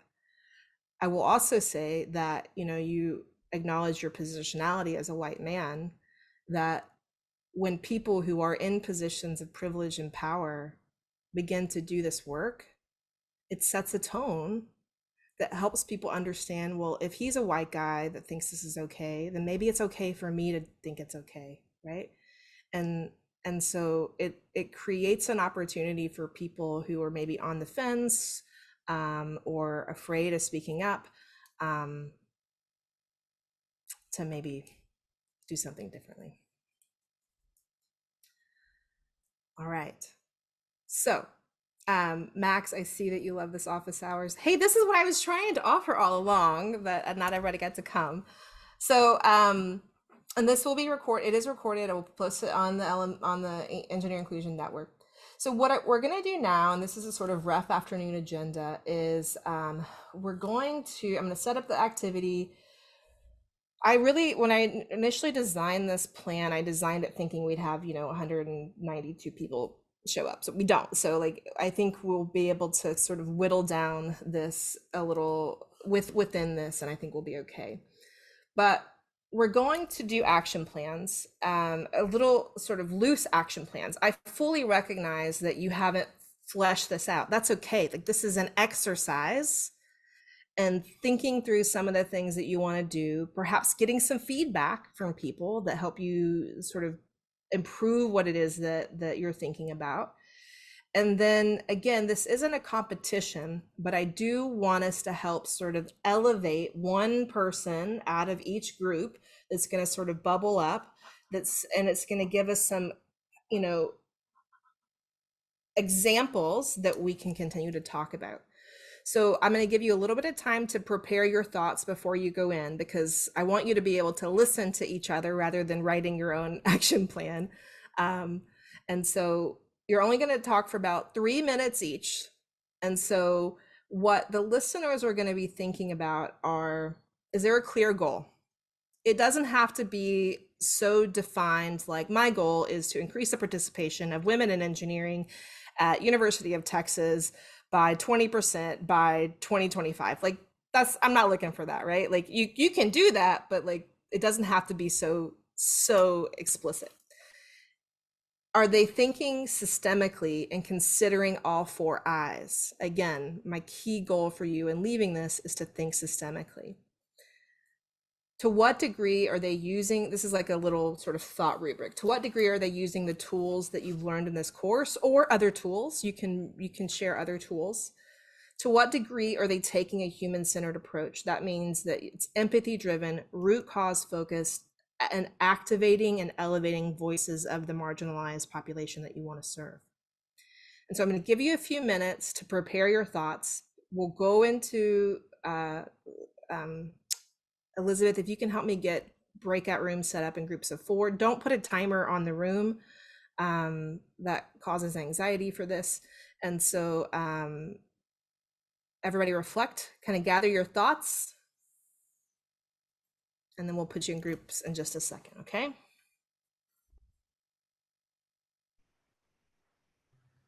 So we're just about a minute or so before our next break, but before we go to break, I need each group to report out the one person that they're elevating to the next level. So room 1, who's the person that you're elevating to another, that you're elevating forward?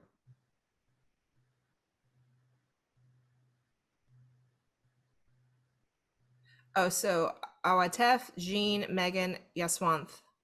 Oh, We got cut off before we decided.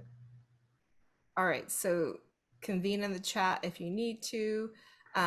If you already know which group or which person you're elevating, add those names to the chat. So I'm looking for, I should have 11, 12, 14, 13 names. I'm looking for 13 names to move forward. Okay. All right, the chat's helpful. Thank you for that. Is there a way for us to figure out which numbered group we were in? Because I know I didn't look. That's okay. It doesn't matter what group you're in. Just put the names in the chat, and then I will reorg the groups during break. And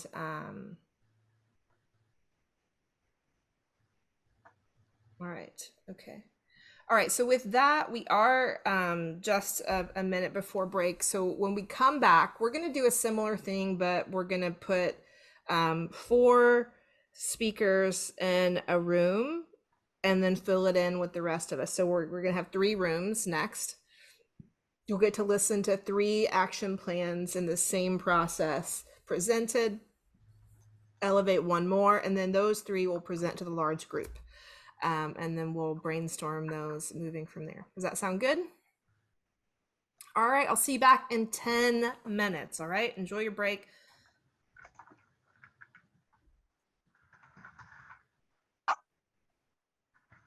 Hey, Megan, I understand now if you want me to do it. I can't hear you though. I'm on it. I already started it. Thank you. Oh, cool, right. All right, so I think I've got the groups created. I'm going to update the poll, but you won't vote until we come back.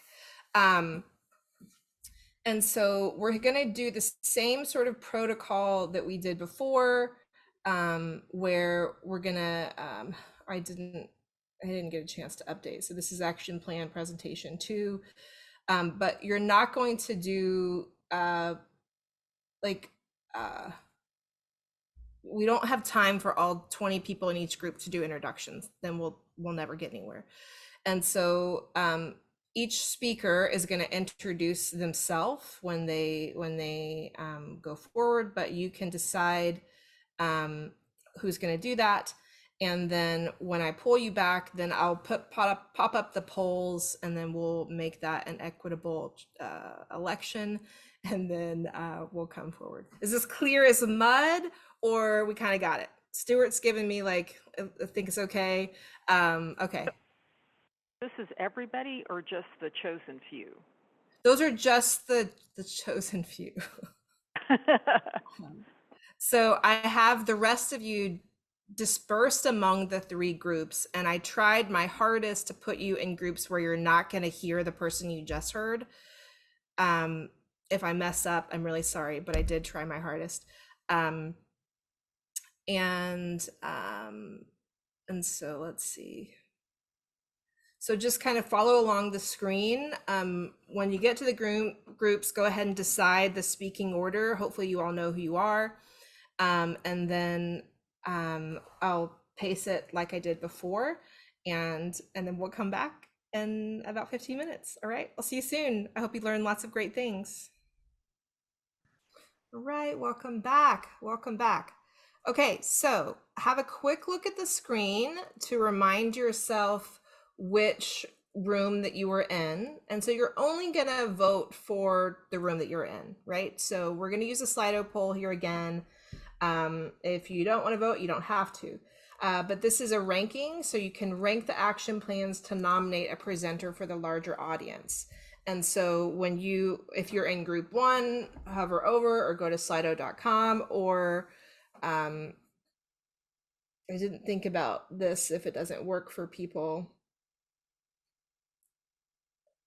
or try to do this best you can. If this doesn't work, direct message me and I'll figure it out. We just sit there and ignore group 1 if we weren't in group 1? Yeah, if you weren't in group 1, ignore. You're not going to vote until it's your turn. Okay. So far only 4 people have participated in this, so there were many more of you in the room. If you want to vote and you can't figure out how to make Slido work for you, message me and Elizabeth and I will vote on your behalf.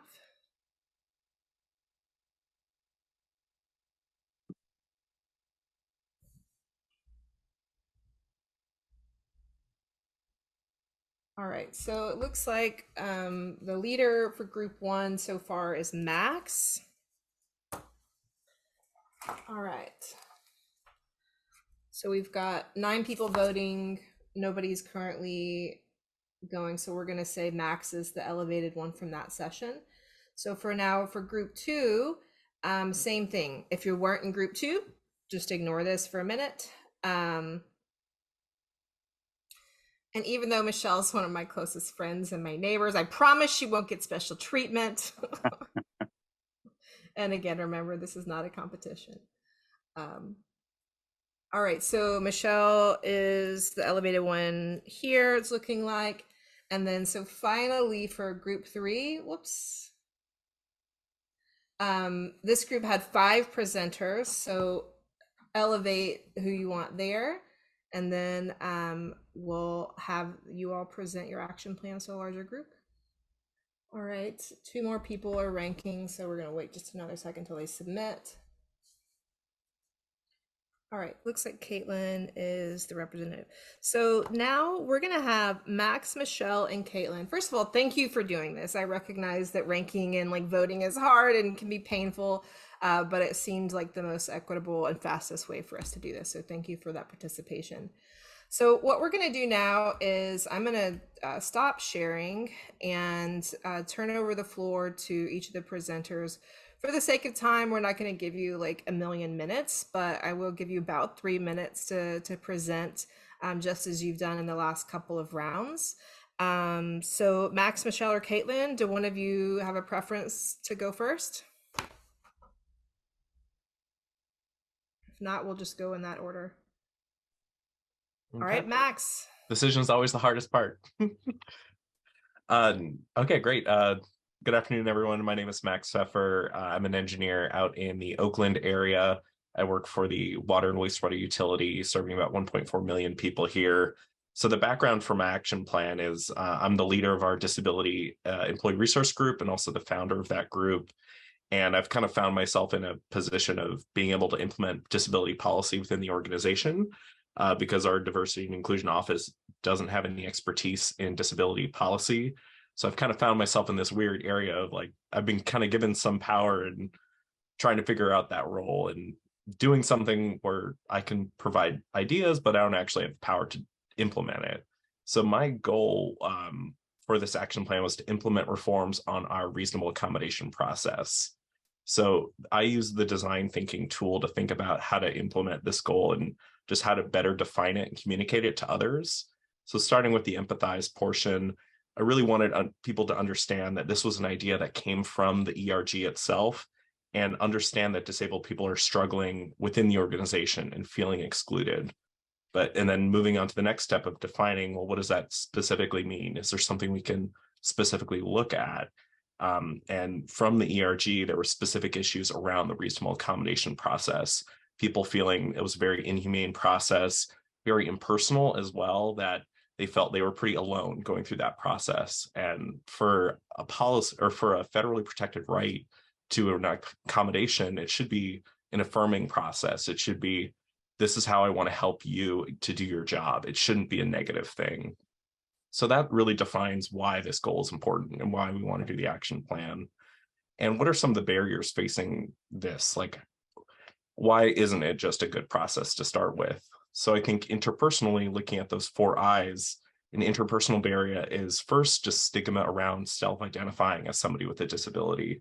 There's still societal pressure around the word disability. You also see in pop culture, in social media, there's still villainization of disabled characters in media. So there's a persisting societal barrier there.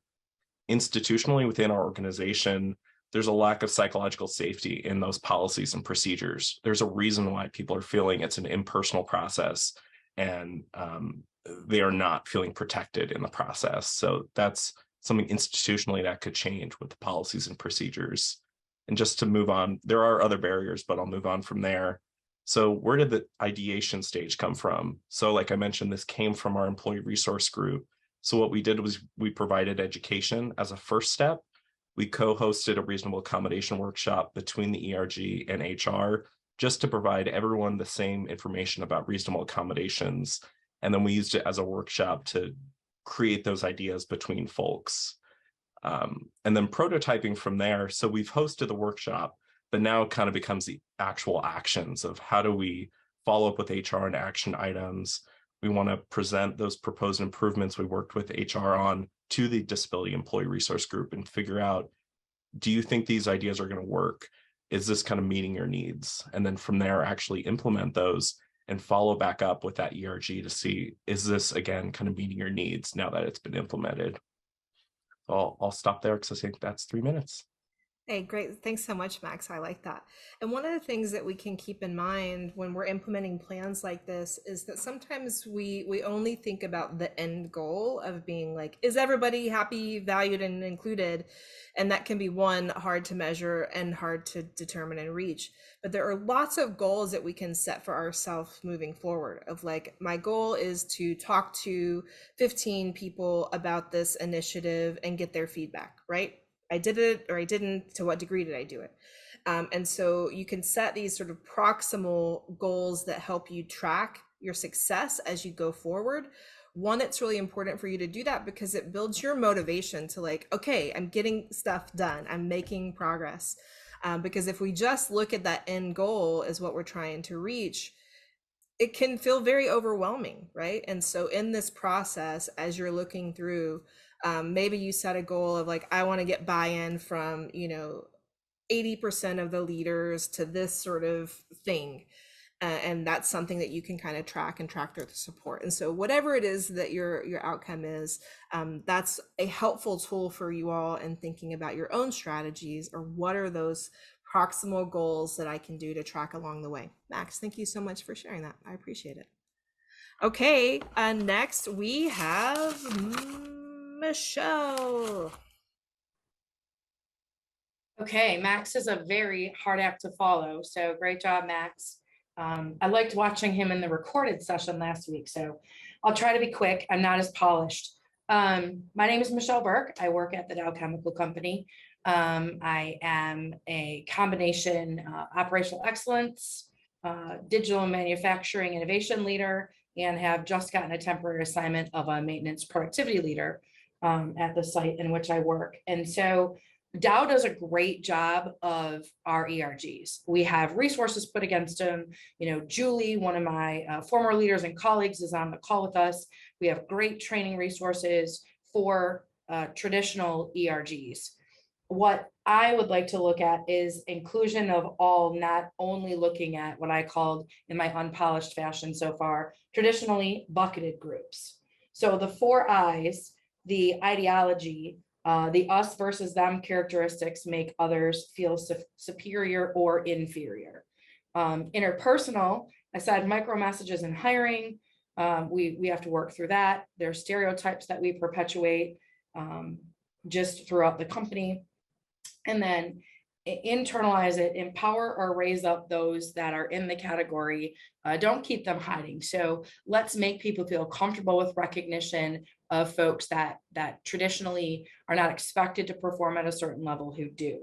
And then institutional, I do believe that some of the what I'm talking about is invisible to the folks that are unaffected by the barriers. And I didn't explain well in the beginning. How I feel like I've been successful in my career is asking the people who make the donuts, we make chemicals, what we should do. They're with the equipment, they live it, they breathe it, they feel it every day. And many times when I've had a problem or a challenge to solve, I've asked the people who interface with whatever the situation or equipment is first. And I think we don't do near enough of that. So that's really what I'd like to, elevate in performance. And how I'm going to do that, I was able to get this circle of influence to print. So what do I have control over? How I communicate and with whom, what experiences are shared and what are used for data collection, sharing experiences and recognition for awareness. Who do you elevate? Who do you involve? How do you get those great examples out there?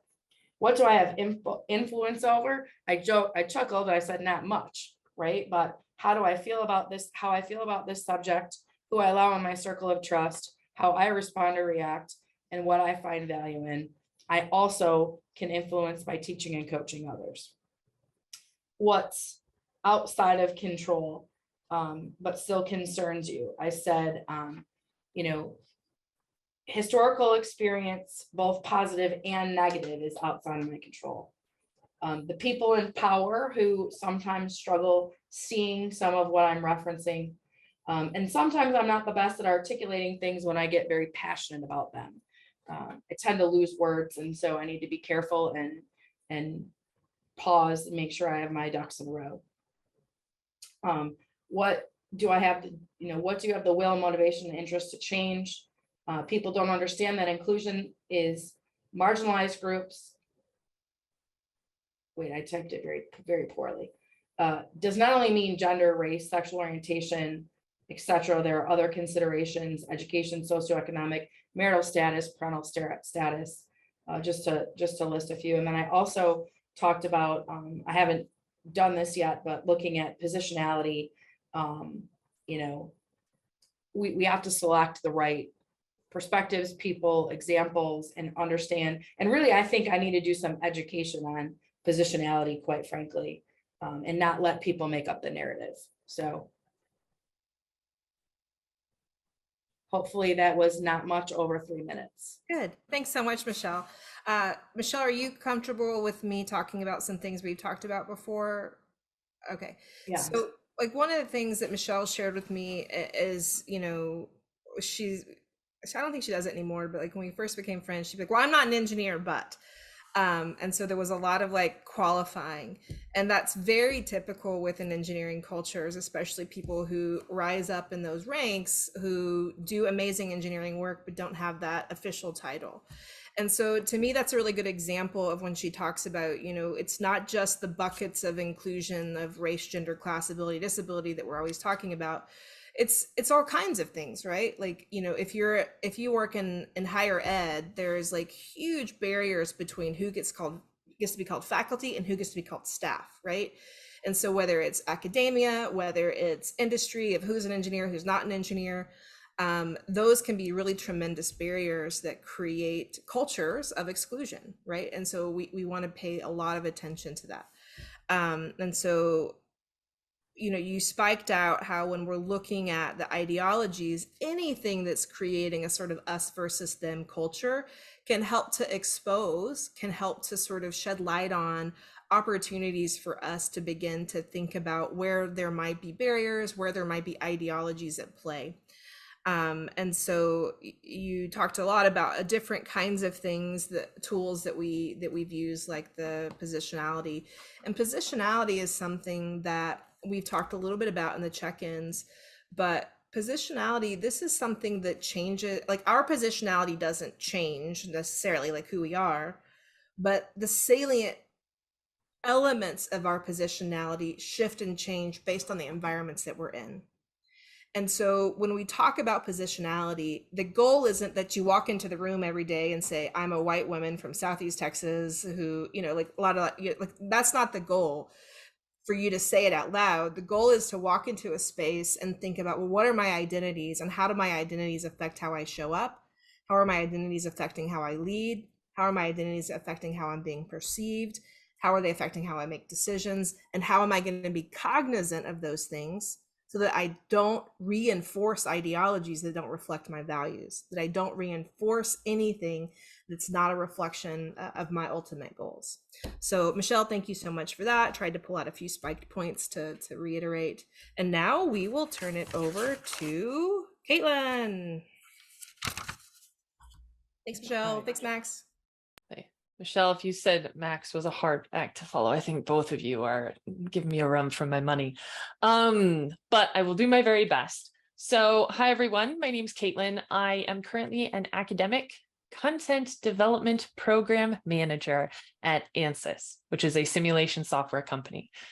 Basically, all those words mean that I help create educational content to support faculty, right? It's usually university. We are exploring the pre-university space, but integrate our software into their classroom. We know it's a large ask to go to a faculty member and say, hey, you have this whole curriculum, throw this new piece of software in and come up with all the exams and everything else. So we're trying to facilitate there.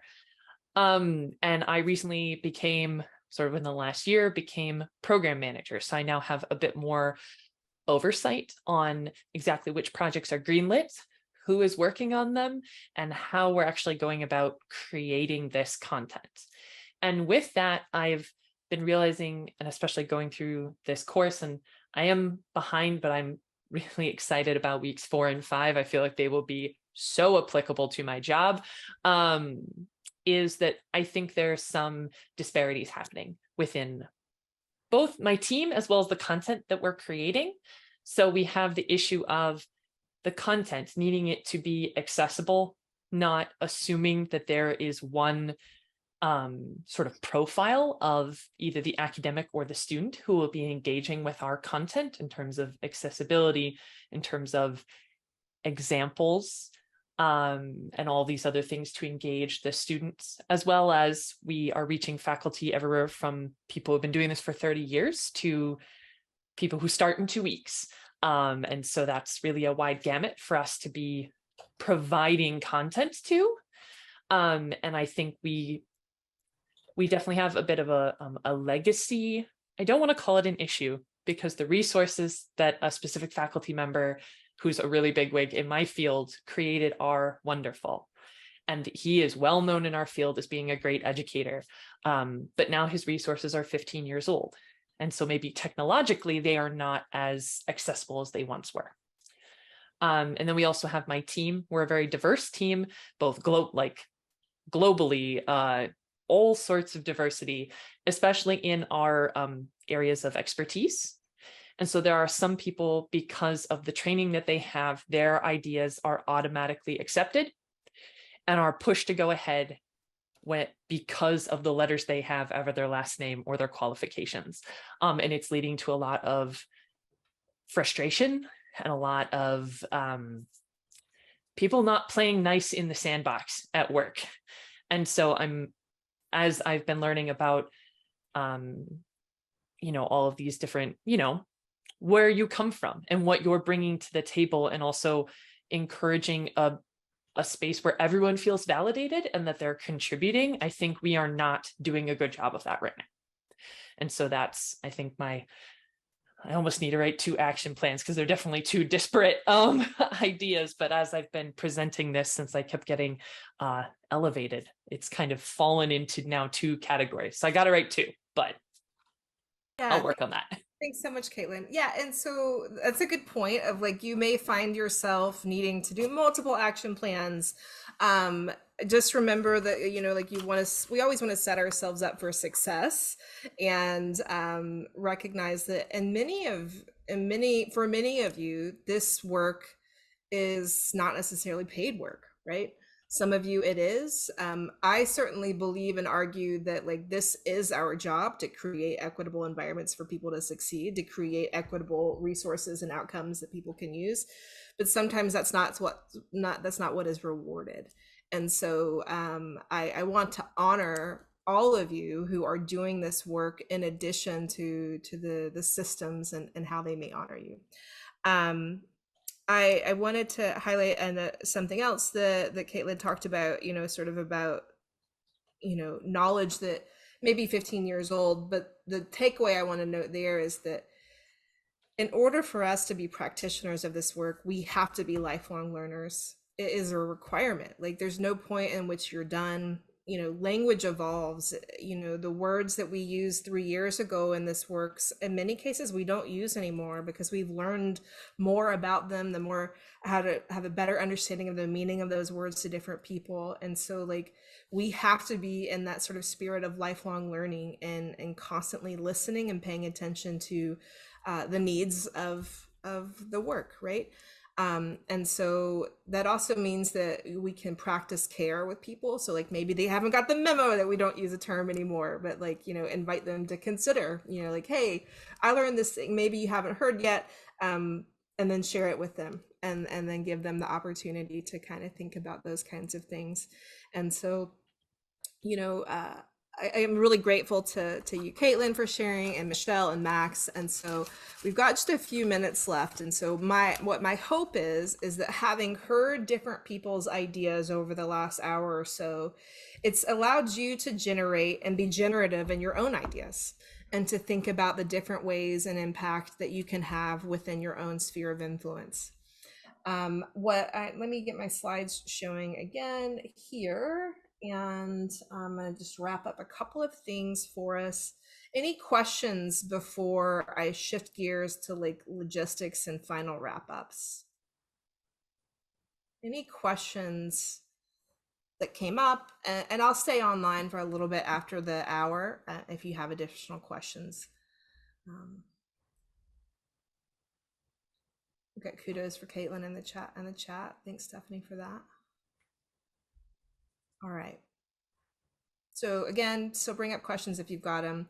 I feel maybe like a broken record, but I'm going to keep telling you, the micro-credentials, there were sort of 4 key things for this: to complete the 6 weeks of asynchronous learning and discussion activities, to come to today's workshop, to prepare and share an inclusive action plan with the cohort. And that's what you're going to upload to the Engineer Inclusion Network. And we had originally planned to have you complete a pre and post survey, but I didn't do a pre, but I am going to send you a post survey. So that is a required completion for this, because this is grant funded by a really small grant from the National Science Foundation. So we have to report back some success. And so where you'll be able to find that is, let me see if I can get back to the browser. I haven't posted it yet, but like now, for example, I'll have the records for Zoom, but just to kind of keep everything in one system, you'll see that this is now available. It wasn't available up until about 5 minutes ago. And so you'll be able to confirm your participation in the workshop. And the same thing with the survey, because the survey will be anonymous, so I won't know if you did it, but it'll be a similar survey to this to be like, I did it or I didn't do it, right? This is where you're going to upload your action plan. And when I say upload, it means just reply to the thread, just like you've been doing all throughout. And you can upload a PDF and or a link to your Google. I don't know. You can provide whatever you want. Post it on your website. You know, let's create some real accountability of like, hey, this is what I'm going to do. I encourage you to share it on your LinkedIn. Say, hey, you took this course, you learned these things. This is what you're going to do. It's up to you. You can do whatever you want, but you know, help create some accountability structure for yourself. So next logistics are, so you already have this, I pointed to you, but if you're still having trouble finding this action plan is just this page here. I'll drop this link in the chat as well. Okay, so last thing, so survey doesn't exist yet. Survey doesn't exist yet. So it will go on the network when it's available.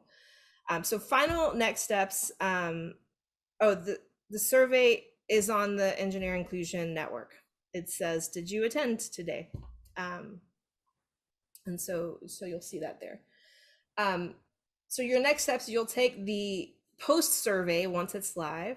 I want to encourage you to stay engaged and continue learning on the EI network. There are some people who are still working on the content. They may still be kind of responding to your posts, and so you know, maybe check in every so often to see if there's something you want to respond to. Join an accountability group. I don't know, this was a kind of self-guided thing, so I don't know the degree to which those got off the ground, but the accountability groups were available on the EI network here. And so I split them up by different focus: student focus, education focus, DI practitioner, workforce. And so you can participate in any one of those. You're also welcome to join the engineering inclusion reading community. So I do like monthly-ish, we've been doing like 2 a month lately, discussions on books. I got to update this. I just set up the dates for these 3 books, the next 3 books in it. They just went out last night. And so you can stay tuned with that. You don't have to read the book. In fact, most people don't. They just come and talk about the ideas in the book. But it's just a way to kind of keep thinking about these concepts, right? And to find community with other people who are thinking about it. If you haven't already joined the engineering inclusion mailing list, I encourage you to do that. So even though you've joined the course, I can contact you through the course, but like, you know, mailing list rules and all, if you want to join the mailing list, you got to do that separately. And so you can go to engineeringinclusion.com/list. And I try to send something out once a week. Elizabeth, now that Elizabeth's on my team, hopefully, you know, I can be more regular in that. Usually it's like once every couple of months. But you'll hear about free events, resources, learning opportunities, future cohorts like this. And then I want to hear, like, what are the results of your work? For those of you who, you know, are aware of being an educator, you know, sometimes the greatest reward is to hear that something made a difference in your life. Like, so I don't need pats on the back. I need to know, like, does this work? Have you put it into practice? That's what I want to hear. If you've changed your life too, that's fine. But like, I really want to know, like, is the work meaningful? And look also for an invitation to share a testimonial. And so this offering that I've done through University of Texas is unlikely to ever be free again, because this is my work and, you know, how I get to make a living. And so this was a special treat that I did for like super discounted rate to the University of Texas because I was just so excited about the opportunity. So, you know, make sure that you access the resources. I'm okay with, I've shared the content with a couple of other people's colleagues. So while they won't be doing the credential, they can still have access to it. I'm happy to share that, right? But for future sort of cohort-based things like this, like that, those will be figured out in the future. And so Jeff, I see your email about, so you can invite colleagues. I will definitely do this course again. I don't know what, I haven't talked with the University of Texas to figure out if we want to do this again. I think they do. From what I understand, they've never had as many people sign up for a course before. And so like they're incentivized by it. And so hopefully we can do that again, because I know that many people like their credentials. To some people it doesn't matter, to some people it does, but I hope that you'll share that credential because hopefully it will be a boost for awareness of this kind of content. And then finally, before you shift gears today, I want to get you to think a little bit about what are you taking away from today. This is just good learning theory before your brain shifts into your next meeting or to happy hour or to picking up kids or whatever it is that's next. I want you to think about what are some things that you've learned today, having interacted with all of the colleagues that you shared time with. What's something that you want to do differently? And what's your immediate action item? Your action item could be to finish the course, that's fine, but like something different maybe, so that it's a little bit more unique and novel. So take a minute to do a sort of 3, 2, 1 reflection. I'm gonna put this, oops, let's see, this isn't loading for some reason. So you can just put your action item in the chat. So Stuart, I see that you say you don't see a specific place to put your action plans. It's following the discussion. Yeah, so like you'll just go to the action plan unit, the lesson, whatever I call them. Come on, load, please. Now my internet's gonna die. Yeah, Stephanie's Yeah, it's the saying. very last. It's the very last module. So Yeah, when the you very pull last. over, it says week 1, week 2. You go all the way to the wrap up, and it has both the June 21st survey and your action plan. It's also the nice info on how to create an action plan. Yeah. And I'll pop up a few other things here just as time goes on, but they'll be optional, like so things that I want to share with you that might benefit this learning community. Encourage you to go back and revisit the goals that you set up, that you established in the beginning. Like, how'd you do? You know, did you meet those goals? And you'll be able to move forward from there. So I see some people messaging me in the chat. You're welcome to reply all. You can private message me, that's fine. But I just want to thank you so much for your participation in this course. It really means a lot to me. This is really a culmination of many years of work for me to get to sort of present it in a pretty package for you. And I hope it's been a valuable learning experience. You all have taught me so much, and I'm really grateful for that. And so I welcome your feedback. Continue to offer that because that will help me improve how other people experience this course moving forward. And with that, I'm happy to give you 2 minutes back in your day, and I will stick around if you all have any questions. And remember, systems don't change unless we make those efforts to do so. Bye, y'all. Thanks so much. We'll see you online. Bye, everyone. Thank you so much. Thank you, Megan. Bye. Thank y'all. Hey, Megan, I'm kind of curious, what's the future of the network now that you've kind of gone through this credential? Like, what do you see for like the next year? Yeah, so the next course I'm going to be offering, not necessarily through UT, is on positionality. I think that's really one area where a lot of people are hungry to dig deeper into that. And so my goal is for the fall to do a 4-week short course that scaffolds people through that. So I'll do that. Earlier this year, I launched the Intentionally Engineer Inclusion program, which has a lot of similarities with what we did here. And so but I learned a lot from that course, and so I plan to make that a yearly course. It's like I think 12 weeks, so about twice of this. But we've got a really nice learning community of people participating. And I'll continue to listen to the audience to see what is it that people want, what are resources that they need to help them do this work better. And so from as far as courses, those are the kinds of things that are on my mind. I also plan to take the inclusive leadership framework and turn it into a course, a fully asynchronous course. I have the content, I just haven't put it all together yet. And hopefully University of Texas is interested in continuing a partnership like this. I think it motivates people in a unique way to kind of have a stamp of an institution. Yeah, totally. It legitimizes the work in a lot of ways. Yeah. I do fear that with this new legislation, they won't be able to. But that's. I'm curious if you ever worked with University of California, because like this is like completely up their alley.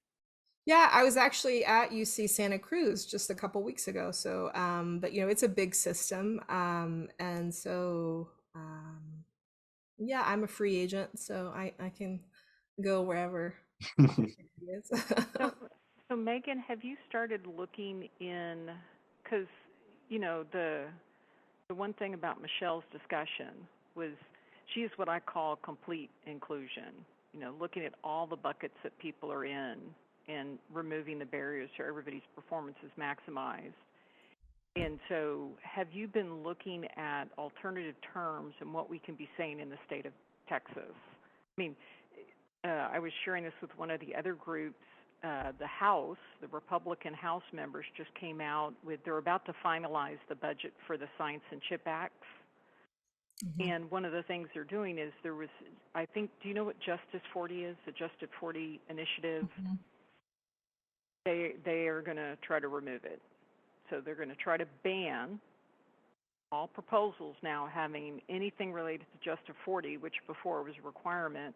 And so, it's not just going to be the state of Texas, it's going to be the whole country where people are wanting to have inclusion as part of their workforce development proposals and, everything they do. And then all of a sudden, but we can't use the words like equity, justice, DEI. And so have you thought about what you're going to do to kind of revamp stuff? I mean, it was ironic you were talking about trigger words. Yeah, I'm sure you think about it every day. And I really worry about Trisha Berry, but I do too.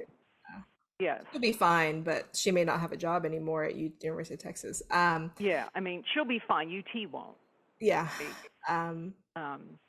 So yes, I do think a lot about words. I do think a lot about framing.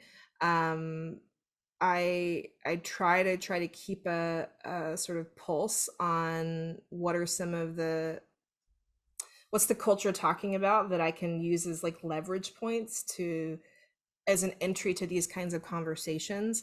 I don't have like a roadmap I can give you, but maybe I should create one. But right, that's what I'm suggesting. Yeah. Because I do think about this, right at the end of President Trump, former President Trump's administration, he put in an executive order that said that no National Science Foundation grants could have any DEI statements in them as well. Now, that was on day one of Biden's administration, he, revoked that. But there is this risk that if the administration changes back to that it will create it will go through. No, it's now part of the budget plan. So it's part of the House's budget plan to prevent it from being in anything. Yeah, so it's terrifying. I think that the difference that companies like Michelle's company Dow, or any of these big companies, is they get to do what they want, right? Like they're not necessarily operating by the same rules.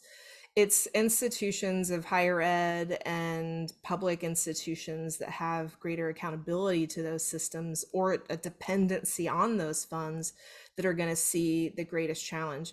if affirmative action is overturned in the next week, like that's going to have tremendous impact on the workforce and education in ways that I don't think I can fully fathom at this point. And so what we can understand is that there are mountains and mountains of bodies of literature that help us understand that these are things that are good for business. And we're going to have to lean heavy on those. We're going to have to learn how to reframe those in a way that appeals to those audiences. I'm on a keynote panel next week at my professional conference in Baltimore called it's called Say the Words. And my sort of position is like, sometimes I can't say the words. I can't say the words. And what to do when you can't say the words. And so it's figuring out how to find that really shared agreement with people. That was part of the conversation coming back right after lunch with another participant, is that, you know, another example. So I had a new sort of client audience for me is like the child welfare group. So people who are not leading child welfare, but like getting people to pay their child welfare. So like it's really different audience for me. But, you know, they called and they're like, we need a DEI workshop, but like, nobody's going to want you to be here. And I was like, well, let's not call it DEI then, right? Like, let's call it employee, you know, client success, because that's really what it is. It's Right. really creating environments that help your clients be successful. They called it DEI training anyways, but much to my like advisement not to, because if I need to, if my goal is to lead change and we've do like force field analysis, the things of like that are against me is all of the rhetoric, like, you know, the woke language, the cancel culture, the you're calling me racist kinds of ideologies. Like these are all things that are pushing against progress. But if I'm trying to push progress forward, I've got to recognize what are those things that are in my way and how do I work around them. I think we're going to be learning a really different kind of dance over the next handful of years to continue doing this work. The meaning of it, as you all, I assume, agree or hopefully agree to some point, like it doesn't change, but I do think it's going to continue to be challenging. So note to self, Stephanie wants a roadmap of, or like a crosswalk of language. I think that's a great idea. The irony is I'd like more inclusive language that is inclusive to deal with the current legislations that are being put in. Yeah, one of my colleagues, she's not here now. She was on the call, Dr. Sarah Parikh. She, you know, we talked when I was in California a couple weeks ago about like even just pivoting to like teamwork. Or another participant earlier was talking about how she does wellness work. We may need to pivot to that sort of that different kinds of framing. And so there's all kinds of. So far, collaboration seems to be an okay term. Obviously, maximizing performance is an okay term, but yeah, trying to figure this out. And who knows, maybe long term this might turn out to be a good thing because we're now using different terms so that people before who might not have listened, maybe now they will. Yeah, I mean, and my job as a provider is to help people listen and care, right? And so Right. It's this constant challenge to help appeal to people where they are in service of greater goals. And that's all. And I think that's a huge point, right? So, we do, in my opinion, do a great job at Dow, right? But we do have a lot of people. I talk about the yes, the no, and the maybe people, right? Our yes people are locked in and loaded to support us.